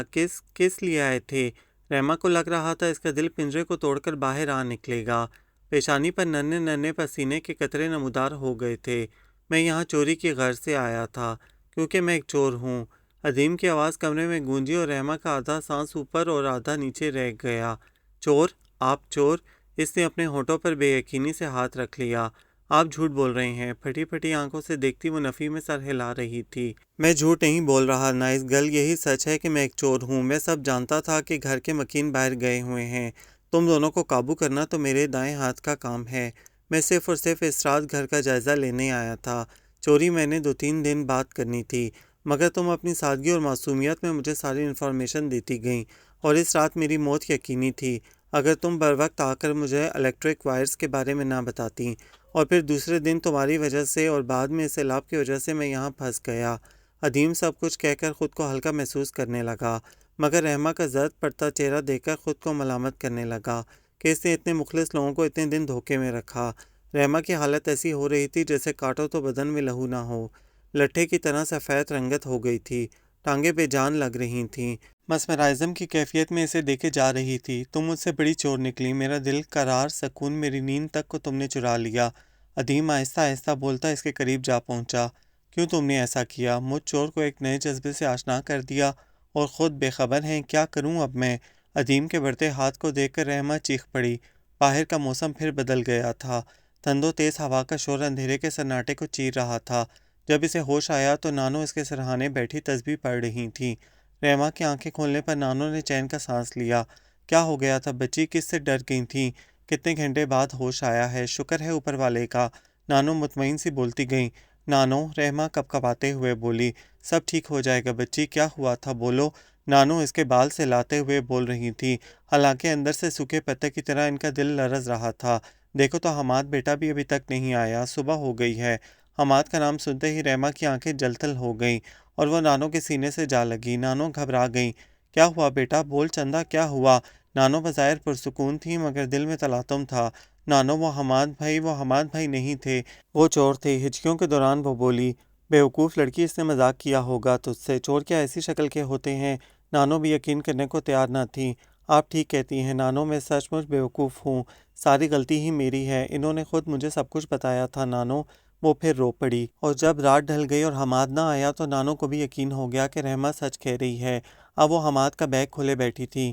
اس میں مختلف اوزار کے ساتھ ساتھ ٹیلی کمیونیکیشن کا ایک وزٹنگ کارڈ تھا، اور نانو فوراً سمجھ گئی تھی کہ وہ ٹیلی فون چیک کرنے کے بہانے اندر آنا چاہتا تھا، مگر رحمہ اسے خود ہی حماد سمجھ کر اندر لے آئی۔ نانو کام کر رہ گئی۔ حماد کا سراپا ان کی نظروں میں گھومنے لگا۔ اس کا انداز گفتگو کتنا مہذبانہ اور طور طریقہ کتنا شریفانہ تھا، اور نہ اس نے کبھی کوئی اوچھی حرکت کی تھی۔ نانو کو دیکھتے ہی فوراً سگریٹ بجھا دیتا تھا۔ نانو کا دل بھر آیا، شاید اس کے خون میں شرافت کی تاثیر ابھی باقی تھی، یا پھر ان کی کوئی نیکی اللہ کو پسند آ گئی کہ اس رحمان الرحیم نے کسی اونچ نیچ سے بچا لیا تھا، ان کی عزت کو محفوظ رکھا تھا۔ رحمہ بہت زیادہ خوفزدہ ہو گئی تھی، اپنی بیوقوفی کا اسے شدید احساس ہوا تھا۔ زیادہ تر چپ رہتی یا پھر نانو کے سینے سے لگی طرح طرح کے سوال پوچھتی رہتی۔ اگر وہ چوری کر لیتا تو آپ اور ماموں مجھے کبھی معاف نہ کرتے نانو۔ واقعے کا اثر اب تک اس کے ذہن پر تھا۔ یہی تو میں سوچ سوچ کر تھک گئی ہوں کہ وہ اتنے دن یہاں رہا، کبھی بھی چوری کر سکتا تھا، پھر اس نے کیوں نہیں کی؟ نانو نے کہا، اور رحمہ نے نظریں نیچی کیے ایک ایک بات دہرا دی جو حماد نے اس کے چہرے کو چھونے سے پہلے کہی تھی، اور پھر وہ بے ہوش ہو گئی تھی۔ بکواس کرتا ہے یہ چور، کیا جانے کہ محبت کیا ہوتی ہے۔ اب تک تو ایک دو گھروں میں چوریاں کر بھی چکا ہوگا، اور تم میری بات دھیان سے سن لو، اس بات کا ذکر تم نے کسی سے بھی نہیں کرنا، فیض، بہو، اسامہ اور ماہم سے بھی نہیں۔ بھول جاؤ سب کہ ایسا کچھ ہوا بھی تھا۔ اگر کوئی پوچھے گا بھی تو کہہ دوں گی کہ گاؤں سے کوئی آیا تھا۔ تم نے اپنی زبان سے ایک لفظ نہیں بولنا، سمجھ گئی؟ نانو نے تنبیہی نظروں سے اسے دیکھا، پھر ذرا پیار سے بولی، دیکھو بیٹا، لوگ رائی کا پہاڑ بنا لیتے ہیں، طرح طرح کی باتیں نکلیں گی، فضول میں بدنامی ہوگی، بس یہی سمجھ لو کہ مہمان آیا تھا، چند روز رہا، اب چلا گیا۔ ٹھیک ہے، چل اٹھ، شاباش، نماز کا وقت ہو رہا ہے۔ رحمہ، کیا ہو گیا ہے تمہیں؟ کہاں تو تمہارا ٹیپ ریکارڈر ہر وقت آن رہتا تھا، اور اب بالکل ہی کم گو ہو گئی، یا پھر کوئی اور چکر ہے؟ آخر کس کے خیالوں میں کھوئی رہتی ہو؟ ماہم نے خاموش بیٹی رحمہ کو ہلایا۔ کیا مطلب ہے تمہارا؟ رحمہ نے خفگی سے پوچھا۔ مطلب تمہارا سر۔ اچھا یہ بتاؤ، بھائی جان اور چھوٹی فروا کی تصویریں کیسی لگیں؟ ماہم جب سے آئی تھی نہ جانے کتنی بار یہ سوال کر چکی تھی۔ بابا بتایا تو ہے کہ بہت پیاری ہیں۔ رحمہ نے ایک بار پھر جواب دہرایا۔ تم بے وقوف ہی رہو گی، یہ تو پوچھ سکتی ہو کہ میں بار بار تم سے کیوں یہ سوال پوچھ رہی ہوں؟ ماہم کے انداز پر اسے کوئی اور یاد آ گیا۔ ان تصویروں میں تمہیں کوئی اور نظر نہیں آ رہا؟ ماہم نے دلاویز مسکراہٹ کے ساتھ کہا۔ رحمہ نے تصویریں اپنے آگے پھیلا لیں تو ماہم نے ایک لڑکے کی تصویر پر انگلی رکھ کر اشتیاق سے پوچھا، کیسا ہے؟ اس کا چہرہ گلابی ہو رہا تھا۔ کون ہے یہ؟ رحمہ کے پوچھنے پر ماہم غرا کر بولی، رحمہ، تیرا کچھ نہیں ہو سکتا، یہ وہ بیوقوف ہے جس کے لیے میرا دل دھڑکتا ہے، سوتے جاگتے ہر وقت اس کا خیال رہتا ہے، اور ان قریب ڈیڈی اس رشتے کو مزید مضبوط بنانے والے ہیں۔ خوشی ماہم کے چہرے سے جھلک رہی تھی۔ بہت اچھا لگتا ہے تمہیں؟ رحمہ نے مسکرا کر پوچھا۔ اچھا، یہ میری زندگی ہے، جانتی ہو امریکہ میں سارا وقت ہم نے ساتھ گزارا، رات ختم ہو جاتی تھی پر ہماری باتیں پھر بھی ختم نہیں ہوتی تھیں، ہر ہوٹل میں ہم نے کھانا کھایا، ہماری پسند ناپسند اتنی آپس میں ملتی ہے کہ کیا بتاؤں۔ ہی از سو کیئرنگ، میں جان بوجھ کر ناراض ہو جاتی تھی تاکہ وہ منائے، اور اس کا انداز ہی اتنا اچھا ہوتا تھا کہ میں منٹوں میں فریش ہو جاتی تھی۔ محبت چیز ہی ایسی ہے، آنکھوں پر ایسی پٹی باندھتی ہے کہ سوائے اس کے دوسرا کوئی نظر ہی نہیں آتا۔ ماہم اپنے ہونے والے منگیتر کی تصویر پر نظر جمائے پیار سے بولی، اور ایک یہ ہے، اف، اس قدر دبو اور خشک انسان میں نے کبھی نہیں دیکھا، مسکراتا بھی اتنا کم ہے جیسے اس پر بھی ٹیکس دینا پڑے گا۔ بھائی کے کوئی دوست ہیں؟ میں نے تو بھابھی سے صاف صاف کہہ دیا کہ میں اپنی زندگی کسی ربوٹ کے ساتھ نہیں گزار سکتی۔ تھینک گاڈ کہ ہمارے ڈیڈی اتنے لبرل ہیں کہ انہوں نے میری پسند کو ترجیح دی۔ میرا خیال ہے جب بھابھی اتنی سویٹ نیچر کی ہیں تو ان کے بھائی کے ساتھ میری زندگی بھی اچھی گزر جائے گی، ماہم نے ایک آنکھ دبا کر شرارتی انداز میں کہا۔ رحمہ زبردستی مسکرائی، اس کا ذہن کہیں اور بھٹک رہا تھا۔ یہ سب باتیں تو حماد بھائی میں بھی تھیں، لیکن وہ تو ایک چور تھے، وہ کیسے محبت کر سکتے ہیں؟ نہیں، اف، یہ میں کیا سوچ رہی ہوں؟ رحمہ، تیرا دل بار بار کسی کو دیکھنے کے لیے نہیں مچلتا؟ کیا تجھے کوئی اچھا نہیں لگتا جس کے ساتھ ساری زندگی گزارنے کو دل چاہے؟ ماہم کے کہنے پر رحمہ کا دل زور سے دھڑکا۔ اس سے پہلے کہ وہ کسی کا نام پکارتا رحمہ فوراً بولی، نہیں، میں کیوں ان فضول باتوں کے لیے اپنا سر کھپاؤں؟ نانو جو ہیں۔ وقت کا دھارا آگے کی طرف رواں دواں تھا، مگر رحمہ کے اندر وہ موسم ٹھہر گیا تھا اور حادثہ ایسے انمٹ نقوش اس کے ذہن پر چھوڑ گیا تھا جو اب تک مدھم نہیں پڑے تھے۔ حماد کی باتیں، اور پھر اس رات کا اظہار۔ محبت ہر وقت اس کو اپنے حصار میں لیے رکھتا۔ کیوں؟ آخر میرے ساتھ ہی ایسا کیوں ہوتا ہے؟ میں سچ مچ بیوقوف اور کم عقل ہوں؟ کیوں میں نے انہیں اندر آنے دیا؟ اور پھر نانو نے بھی تو فوراً یقین کر لیا تھا۔ اگر کوئی خطرناک چور ہوتا تو چوری کے علاوہ اگر وہ کوئی ایسی ویسی حرکت اس خیال نے ہی اس کے رونگٹے کھڑے کر دیے۔ کیا خبر سبق سکھانے کے لیے جھوٹ بولا ہو تاکہ مجھے عقل آ جائے اور انسانوں کی پہچان ہو جائے، یہی بات ہے، ورنہ حماد بھائی کسی طرح سے بھی چور نہیں لگتے۔ اس نے خود کو طفل تسلی سے سمجھایا۔ بیوقوف ماموں نے خود بھی تو بتایا ہے کہ ان کے دوست کا بیٹا بزنس میٹنگ کے لیے جرمنی چلا گیا، اس لیے نہیں آ سکا۔ تو پھر حماد بھائی کون تھے؟ کیوں آئے تھے؟ یقیناً وہ چور ہی تھے، اور تمہاری وجہ سے نانو کو جھوٹ بولنا پڑا۔ جب پڑوس کے انکل نے حماد بھائی کے متعلق پوچھا تو نانو نے ماموں کو بتایا کہ گاؤں سے کوئی آیا تھا۔ ماموں تو سالوں سے گاؤں نہیں گئے اور نہ ہی کبھی جائیں گے، ان کو کہاں گاؤں کے لوگ یاد تھے، اس لیے بات آئی گئی ہو گئی۔ سوچیں اس کو ایسا جکڑ لیتی کہ وہ الجھ کر رہ جاتی۔ ہاں لیکن اتنا ضرور ہوا تھا کہ اس واقعے کے بعد وہ سنبھل گئی تھی، جھٹ سے کسی پر اعتبار نہیں کرتی تھی، بلا وجہ اور بے تکان بولنا ترک کر دیا تھا، تہ دل سے اللہ کا شکر ادا کرتی کہ کسی انہونی کے ہونے سے پہلے ہی عقل آ گئی تھی۔ اس کی وجہ حماد بھائی تھے۔ دادو وہ چیز مجھے بھی کھلا دیں کہ مجھے عقل آ جائے، اسامہ بولا تو نانو حیرانگی سے بولی، وہ کون سی چیز؟ وہی چیز جس سے آپ کی نواسی کو عقل آ گئی ہے، اسامہ شرارت سے بولا۔ خبردار جو تم نے اسے کچھ کہا، وہ کیا پہلے بیوقوف تھی؟ نانو نے گھرکا۔ ویسے بھی منوں کے حساب سے بھی تو وہ چیز کھا لو گے نا، تب بھی تم کو عقل نہیں آئے گی۔ ماہم نے بھائی کو چھیڑا، رحمہ بھی ہنس پڑی۔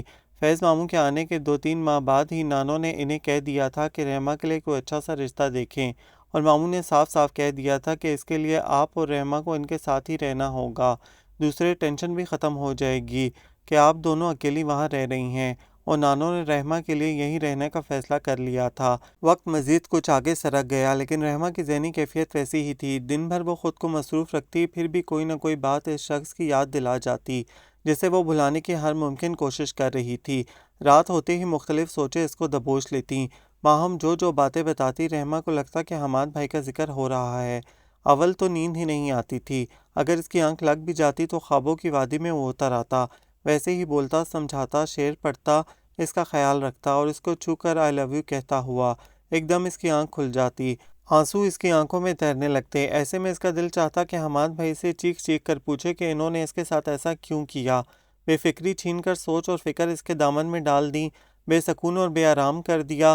فیض ماموں نے رحمہ کے لیے ایک رشتے پر ہاں کر دی تھی۔ نانو کافی خوش تھی، مگر ماموں ابھی تک چھان بین کروا رہے تھے، اس لیے باقاعدہ ابھی کوئی فنکشن نہیں ہوا تھا۔ رحمہ کو قطعی کوئی خوشی نہیں ہو رہی تھی، نہ جانے کیوں وہ اپنی اس کیفیت کو سمجھ نہیں پا رہی تھی۔ دادو آپ کی دیوانی کا موسم شروع ہو گیا ہے، بالکنی ہوگی اور آپ کی نواسی، بس دن رات وہیں گزریں گے۔ اسامہ نے رحمہ کو چھیڑا۔ ہائے ان دنوں تو ہم امریکہ میں تھے، اف کیا دن تھے۔ ماہم کی آنکھوں میں چمک سی لہرائی۔ اسامہ تمہارا کوئی دوست آیا ہے، بلا رہا ہے تمہیں، مومانی نے آ کر بتایا تو وہ چلا گیا۔ تم دونوں شام کی چائے کے لیے 1-2 چیزیں بنا لو، کچھ مہمان آ رہے ہیں۔ مومانی نے ان دونوں کو کہا تو رحمہ نانو کو دیکھتے ہوئے اٹھ کھڑی ہوئی۔ نانو نے سوالیہ نظروں سے بہو کو دیکھا تو وہ بولی، امی جی فیض صاحب نے ابھی بتایا ہے کہ جہاں ہم نے ہاں کی ہے وہ لڑکا صحیح نہیں تھا، اس لیے انہوں نے انکار کر دیا ہے، کہہ رہے ہیں کہ یہ لوگ کافی اچھے ہیں، آگے قسمت۔ نانو مایوس سی دکھائی دینے لگی۔ گھنگور گھٹاؤں نے اندھیرا پھیلا دیا تھا، بدمست ہوا چل رہی تھی، ہلکی ہلکی پھوار شروع ہو گئی تھی، اور رحمہ ششدر سی سوچ رہی تھی کہ 1 سال بیت گیا اور اس کے ذہن پر تمام باتیں اب تک تر و تازہ تھیں، جیسے کل کی بات ہو۔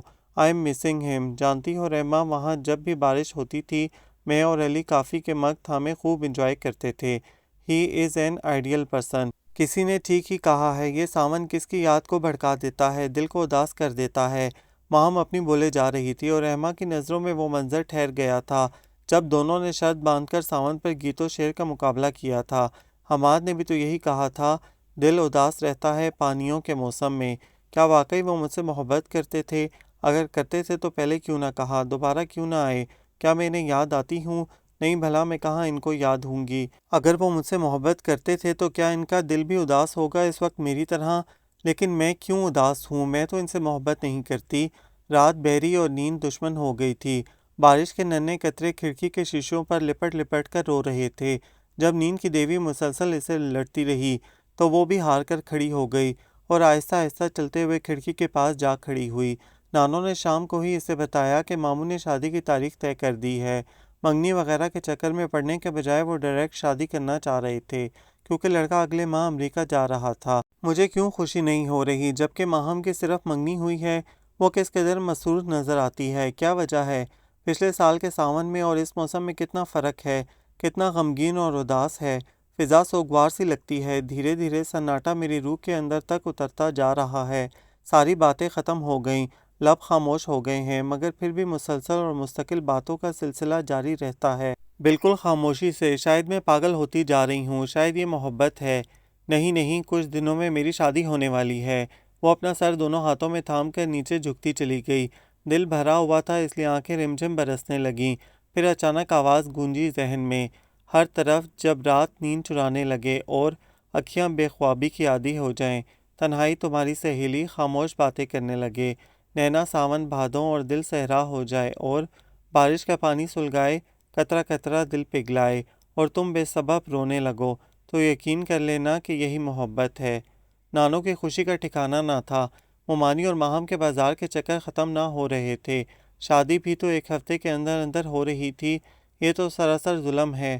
خود تو آرام سے گھر بیٹھی ہو اور ہمیں دیکھو بارش میں بھیگ کر تمہاری شاپنگ کرتے پھر رہے ہیں۔ ماہم اپنے گیلے کپڑے جھاڑتے ہوئے بولی، بے فکر رہو، جب تمہاری باری آئے گی تو ساری شاپنگ میں کر کے حساب برابر کر دوں گی۔ رحمہ مسکراتے ہوئے بولی، جانتی ہو بازار میں ہمارے ہونے والے جیجا جی ملے تھے، سچ اتنے ہینڈسم اور سمارٹ لگ رہے تھے کہ کیا بتاؤں۔ جب انہوں نے تصویر دینے سے انکار کیا تھا نا، تو میں یہی سمجھی تھی کہ ضرور چاند میں کوئی داغ ہے، but he is a hero.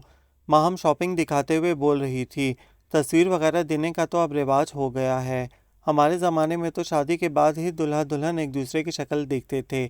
نانو بولی، جس طرح آپ نے نانا میاں کو شادی کے بعد دیکھا تھا۔ ماہم شوق انداز میں بولی، باتیں کم کرو اور یہ سب چیزیں سمیٹو۔ مومانی نے فوراً ٹوکا۔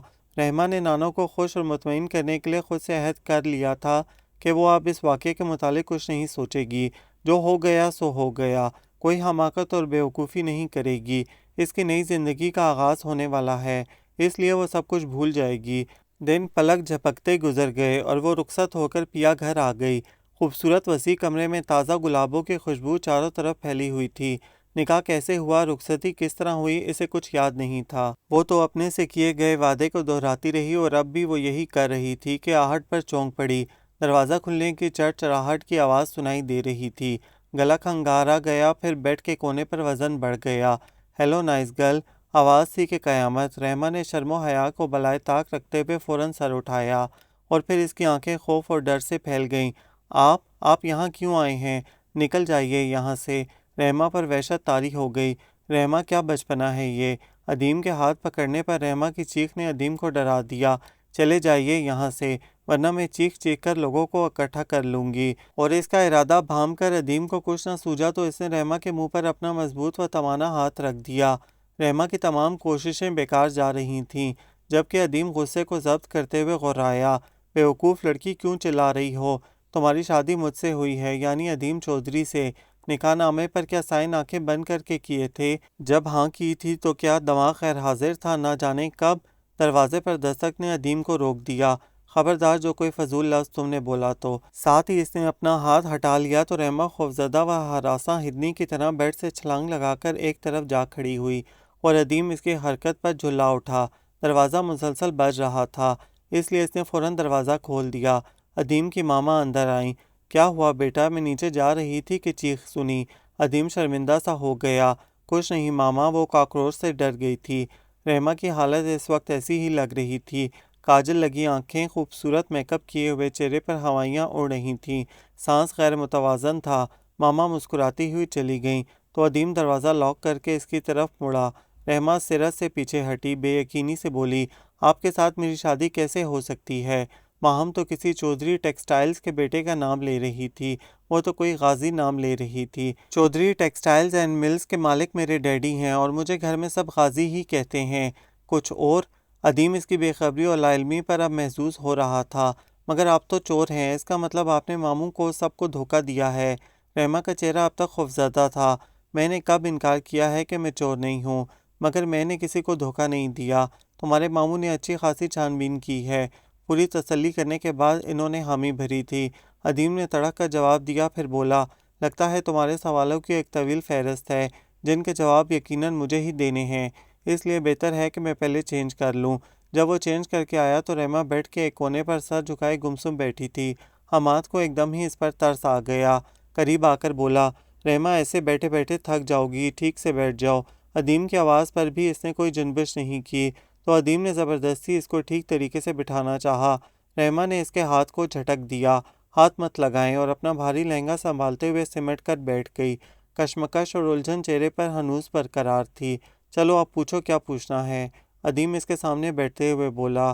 حماد بھائی پلیز آپ، مگر فوراً رک گئی۔ یار پہلی بات کہ میں حماد نہیں ہوں، دوسری بات یہ بھائی کا دم چھلا حماد کے ساتھ تو ٹھیک ہے، مگر میرے نام کے ساتھ نہ لگا دینا، اتنے خوبصورت بندھن کو خطرے میں ڈال دو گی۔ پہلے ہی پورے سال انتظار کیا ہے، ادیم شوق نظروں سے اس کو دیکھتے ہوئے بولا۔ رحمہ نے خفگی سے چہرہ دوسری جانب موڑ لیا۔ حماد کچھ دیر تو اسے تکتا رہا، مگر جب وہ ہنوز یوں ہی بیٹھی رہی تو نرمی سے بولا، دیکھو رحمہ میں جانتا ہوں کہ تم بہت زیادہ ناراض ہو اور الجھن کا شکار بھی کہ تمہاری شادی مجھ چور سے کیسے ہو گئی۔ کچھ بھی کہنے سے پہلے میں یہ بتانا چاہتا ہوں کہ اس رات میں نے جو کچھ بھی کہا تھا سب سچ تھا، اور میرا تمہارے ساتھ کوئی بدتمیزی کرنے کا بھی ارادہ نہیں تھا۔ بے اختیار ہی تمہارے چہرے کو چھو بیٹھا اور تم چیختے ہوئے بے ہوش ہو گئیں۔ چور ہوں پر گھٹیا انسان نہیں ہوں۔ I swear what I am saying is all true۔ Hammad کو قسم اٹھانی پڑی کیونکہ رحمہ اب بھی اسے مشکوک نظروں سے دیکھ رہی تھی۔ ماہم تو کہہ رہی تھی کہ آپ لوگوں کی ملے ہیں، بڑے امیر ہیں تو سب دکھاوا ہے، اصل میں آپ لوگ چور ہیں، رحمہ کپ کپاتی آواز میں بولی۔ اس کی آنکھیں سرخی مائل نظر آ رہی تھیں، ایک تو کپڑوں کا عکس تھا، دوسرے وہ آنسوؤں کو روکنے کی کوشش کر رہی تھی۔ شٹ اپ رحمہ، میں نے یہ کہا تھا کہ میں چور ہوں، اس بات کا میرے گھر والوں کو بھی علم نہیں، میرے پاپا اور باقی سب لوگ بہت شریف اور عزت دار ہیں، پورے شہر میں ان کا ایک مقام ہے، نام ہے، مجھے جو کچھ مرضی کہہ لینا، پر don't say anything about my family. Hammad کا لہجہ یک لخت سخت ہو گیا۔ یعنی آپ کے گھر والے بھی اس بات سے بے خبر ہیں؟ مائی گاڈ، وہ سب آپ کی طرح نہیں ہیں، آپ کے پاپا کہ آپ کو آپ کی ضروریات کے لیے پیسے نہیں دیتے جو آپ کو چوری کرنی پڑتی ہے؟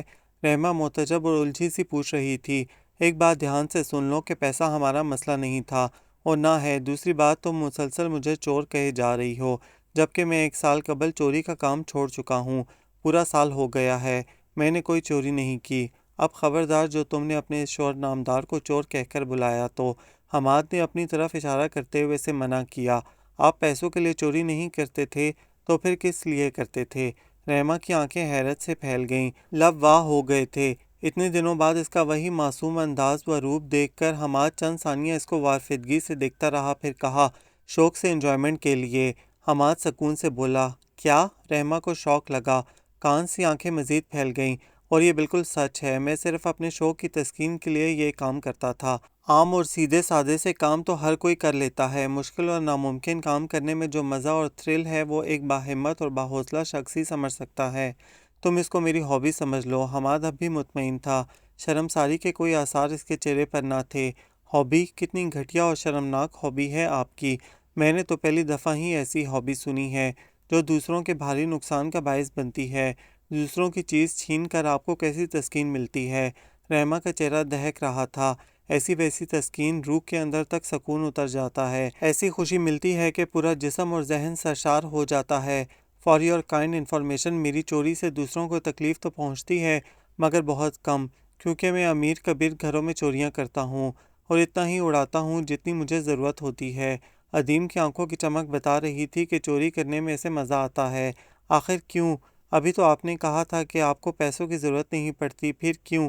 رحمہ نے سوال کیا۔ اصل میں ضرورت میری نہیں ہوتی، کسی اور کی ہوتی ہے، کسی غریب کی، کسی مجبور اسٹوڈنٹ کی، کسی کی بھی سمجھ لو۔ فرض کرو کہ تمہارے پاس یہ 12 چوڑیاں ہیں، اس میں سے اگر ایک میں لے لوں تو تم کو کیا فرق پڑے گا؟ تمہارے پاس تو 11 ہیں نا، اس ایک چوڑی سے کسی محتاج کی ضرورت پوری ہو جائے گی، ہفتے بھر کا راشن کسی فاقہ زدہ گھر میں آ جائے گا۔ حماد نے آرام سے جب اس کے ہاتھ سے ایک سونے کی چوڑی اتاری تو رحمہ نے فوراً واپس جھپٹ لی اور تیز نگاہوں سے دیکھتے ہوئے بولی، تو گویا آپ رابن ہوڈ بنے ہوئے ہیں، غریبوں کے انداتا ہیں، مجھے بیوقوف بنا رہے ہیں، سمجھ رہے ہیں کہ میں یقین کر لوں گی؟ اچانک ہی پوچھ بیٹھی، کتنے سالوں سے آپ چوری کر رہے ہیں؟ ادیم نے بھی شاید حساب رکھا ہوا تھا، فوراً بولا، 4 سال سے۔ رحمہ نے بے یقینی سے ادیم کے جواب کو زیر لب دہرایا، یہ نہیں پوچھو گی کہ میں نے چوری کیوں شروع کی؟ حالانکہ اصل سوال یہی ہے۔ میں تمہیں بتاتا ہوں رحمہ، میرے پاپا بہت دولت مند ہیں، اتنے زیادہ کہ ان کو خود بھی علم نہیں کہ ان کے کس اکاؤنٹ میں کتنا روپیہ ہے۔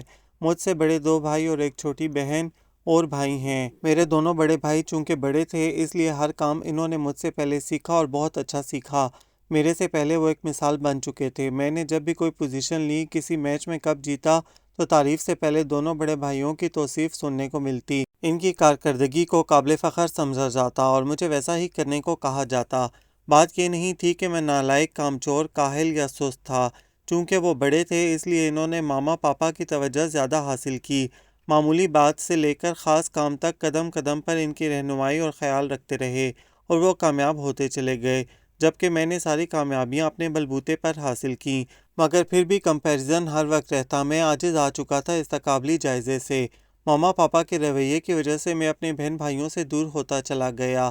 پھر میں نے ہر وہ کام سیکھا جو میرے بھائیوں نے نہ کیا تھا، جس میں وہ ایکسپرٹ نہ تھے، جہاں میرا اور ان کا مقابلہ ناممکن تھا۔ کم از کم اس کام میں ماہر ہوں۔ پھر ایک دن ایک جاسوسی ناول پڑھتے ہوئے میرے ذہن میں ایک خیال کوندا اور اسی رات میں نے اپنی ماما کا نیکلس چوری کیا۔ آپ کو شرم نہیں آتی؟ اپنی ماما کا نیکلس چوری کرتے ہوئے رحمہ بول پڑی۔ آئی تھی اس لیے تو دوسرے دن واپس کر دیا۔ پھر میرے دوست کو اپنی بیمار ماں کے لیے پیسوں کی ضرورت پڑی تو میں نے پاپا کی الماری سے پیسے نکال لیے اور دوست کو دے دیے۔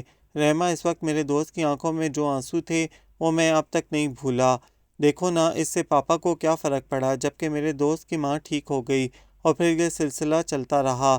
عدیم پرسکون سا بولا، آپ نے کبھی یہ بھی نہیں سوچا کہ جب آپ کے گھر والوں کو پتہ چلتا تو انہیں کتنا دکھ ہوتا؟ اتنا خطرناک ہے یہ، آپ کبھی بھی پکڑے جا سکتے ہیں۔ آپ کی وجہ سے سب کو کتنی شرمندگی اٹھانا پڑے گی، سارے شہر میں کتنی بدنامی ہوگی۔ رحمہ دکھ سے بولی، یار تمہارے حافظے کے ساتھ ساتھ تمہاری گرامر بھی بہت ویک ہے۔ کیا ساری فیوچر کی گرامر لگا رہی ہو؟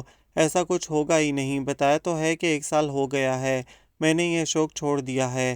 عدیم نے یاد دلایا، 1 سال سے چھوڑ دیا ہے کیوں؟ رحمہ بے اعتباری سے پوچھ رہی تھی۔ کیونکہ 1 سال پہلے میں نے اپنی محبت کو چھو کر قسم کھائی تھی کہ اب یہ کام نہیں کروں گا۔ میں نے خود کو آزمایا اور جب پاس ہو گیا تو اپنی محبت کو حاصل کرنے کا سوچ لیا۔ رحمہ، یقین جانو کہ میں نے ایک لفظ جھوٹ نہیں کہا، تمہاری قسم۔ میں نئی زندگی محبت کی بنیاد پر استوار کرنا چاہتا ہوں، اس میں جھوٹ کی آمیزش نہیں ہونی چاہیے۔ عدیم دھیمے لہجے میں بولا، ہاں سب کچھ آپ نے سچ کہا ہے، مگر یہ نہیں بتایا کہ آپ نے ایک لڑکی کا دل دکھایا، اس کی آنکھ میں آنسو دے دیے، بے سکون کر دیا اسے۔ رحمہ لب کاٹتے ہوئے بولی، رحمہ میں جانتا ہوں کہ میں نے تمہارے ہونٹوں کی ہنسی چھین لی، اس کے لیے میں نے نانوں سے ہاتھ جوڑ کر معافی مانگی تھی، اب تم سے مانگ رہا ہوں، سوری فار دیٹ۔ عدیم نے ہاتھ جوڑ دیے، آپ نے واقعی چوری چھوڑ دی ہے؟ رحمہ مکمل یقین کرنا چاہ رہی تھی۔ یہ تو اب تم پر ڈیپینڈ کرتا ہے کہ تم میری بات کا اعتبار کرتی ہو یا نہیں۔ آئندہ کبھی بھی اس طرح کا کام نہیں کروں گا، آئی پرومس۔ عدیم نے اس کا نازک حنائی ہاتھ تھامتے ہوئے کہا تو وہ مسکرا دی۔ یاہو، اس کا مطلب تمہارا دل میری طرف سے صاف ہو گیا، thank you nice girl. Adeem bed پر ڈھہ گیا، پھر اٹھ کر سگریٹ سلگا لیا۔ آپ کتنی زیادہ سموکنگ کرتے ہیں؟ رحمہ نے گلہ کیا۔ اب کم کروں گا۔ Anything else? عدیم نے سگریٹ کے دھوئیں میں اس کا دلکش اور واضح چہرہ دیکھتے ہوئے کہا، آئندہ آپ اس طرح کبھی غائب نہیں ہوں گے جس طرح پہلے ہوئے تھے۔ شکوہ بھرا لہجہ عدیم کو تڑپا گیا۔ سو سوری، لیکن میں نے یہ جان بوجھ کر نہیں کیا تھا۔ پھر میں یہ بھی دیکھنا چاہتا تھا کہ کوئی میرے لیے اداس یا بے قرار بھی ہے یا نہیں۔ میں خود تو کبھی تنہا نہیں رہا، تمہاری یاد اور محبت کی بدلیاں ہمیشہ میرے سنگ رہیں، لیکن تمہاری تسلی کے لیے کہہ دیتا ہوں کہ آئندہ ایسا کبھی نہیں ہوگا۔ I prefer for that. Adeem ابھی بول ہی رہا تھا کہ باہر بارش برسنا شروع ہو گئی۔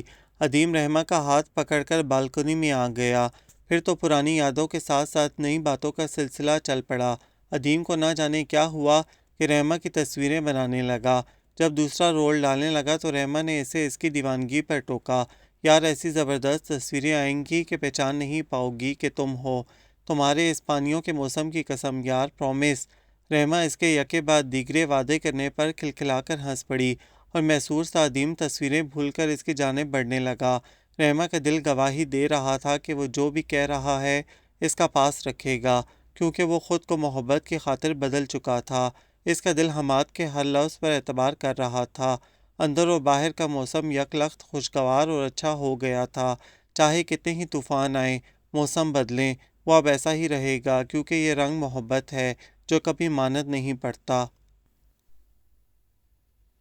یہ خوبصورت ناول آپ سب کو کیسا لگا؟ کمنٹس میں اپنی تفصیلی رائے سے ضرور آگاہ کیجیے گا، ہمیں انتظار رہے گا۔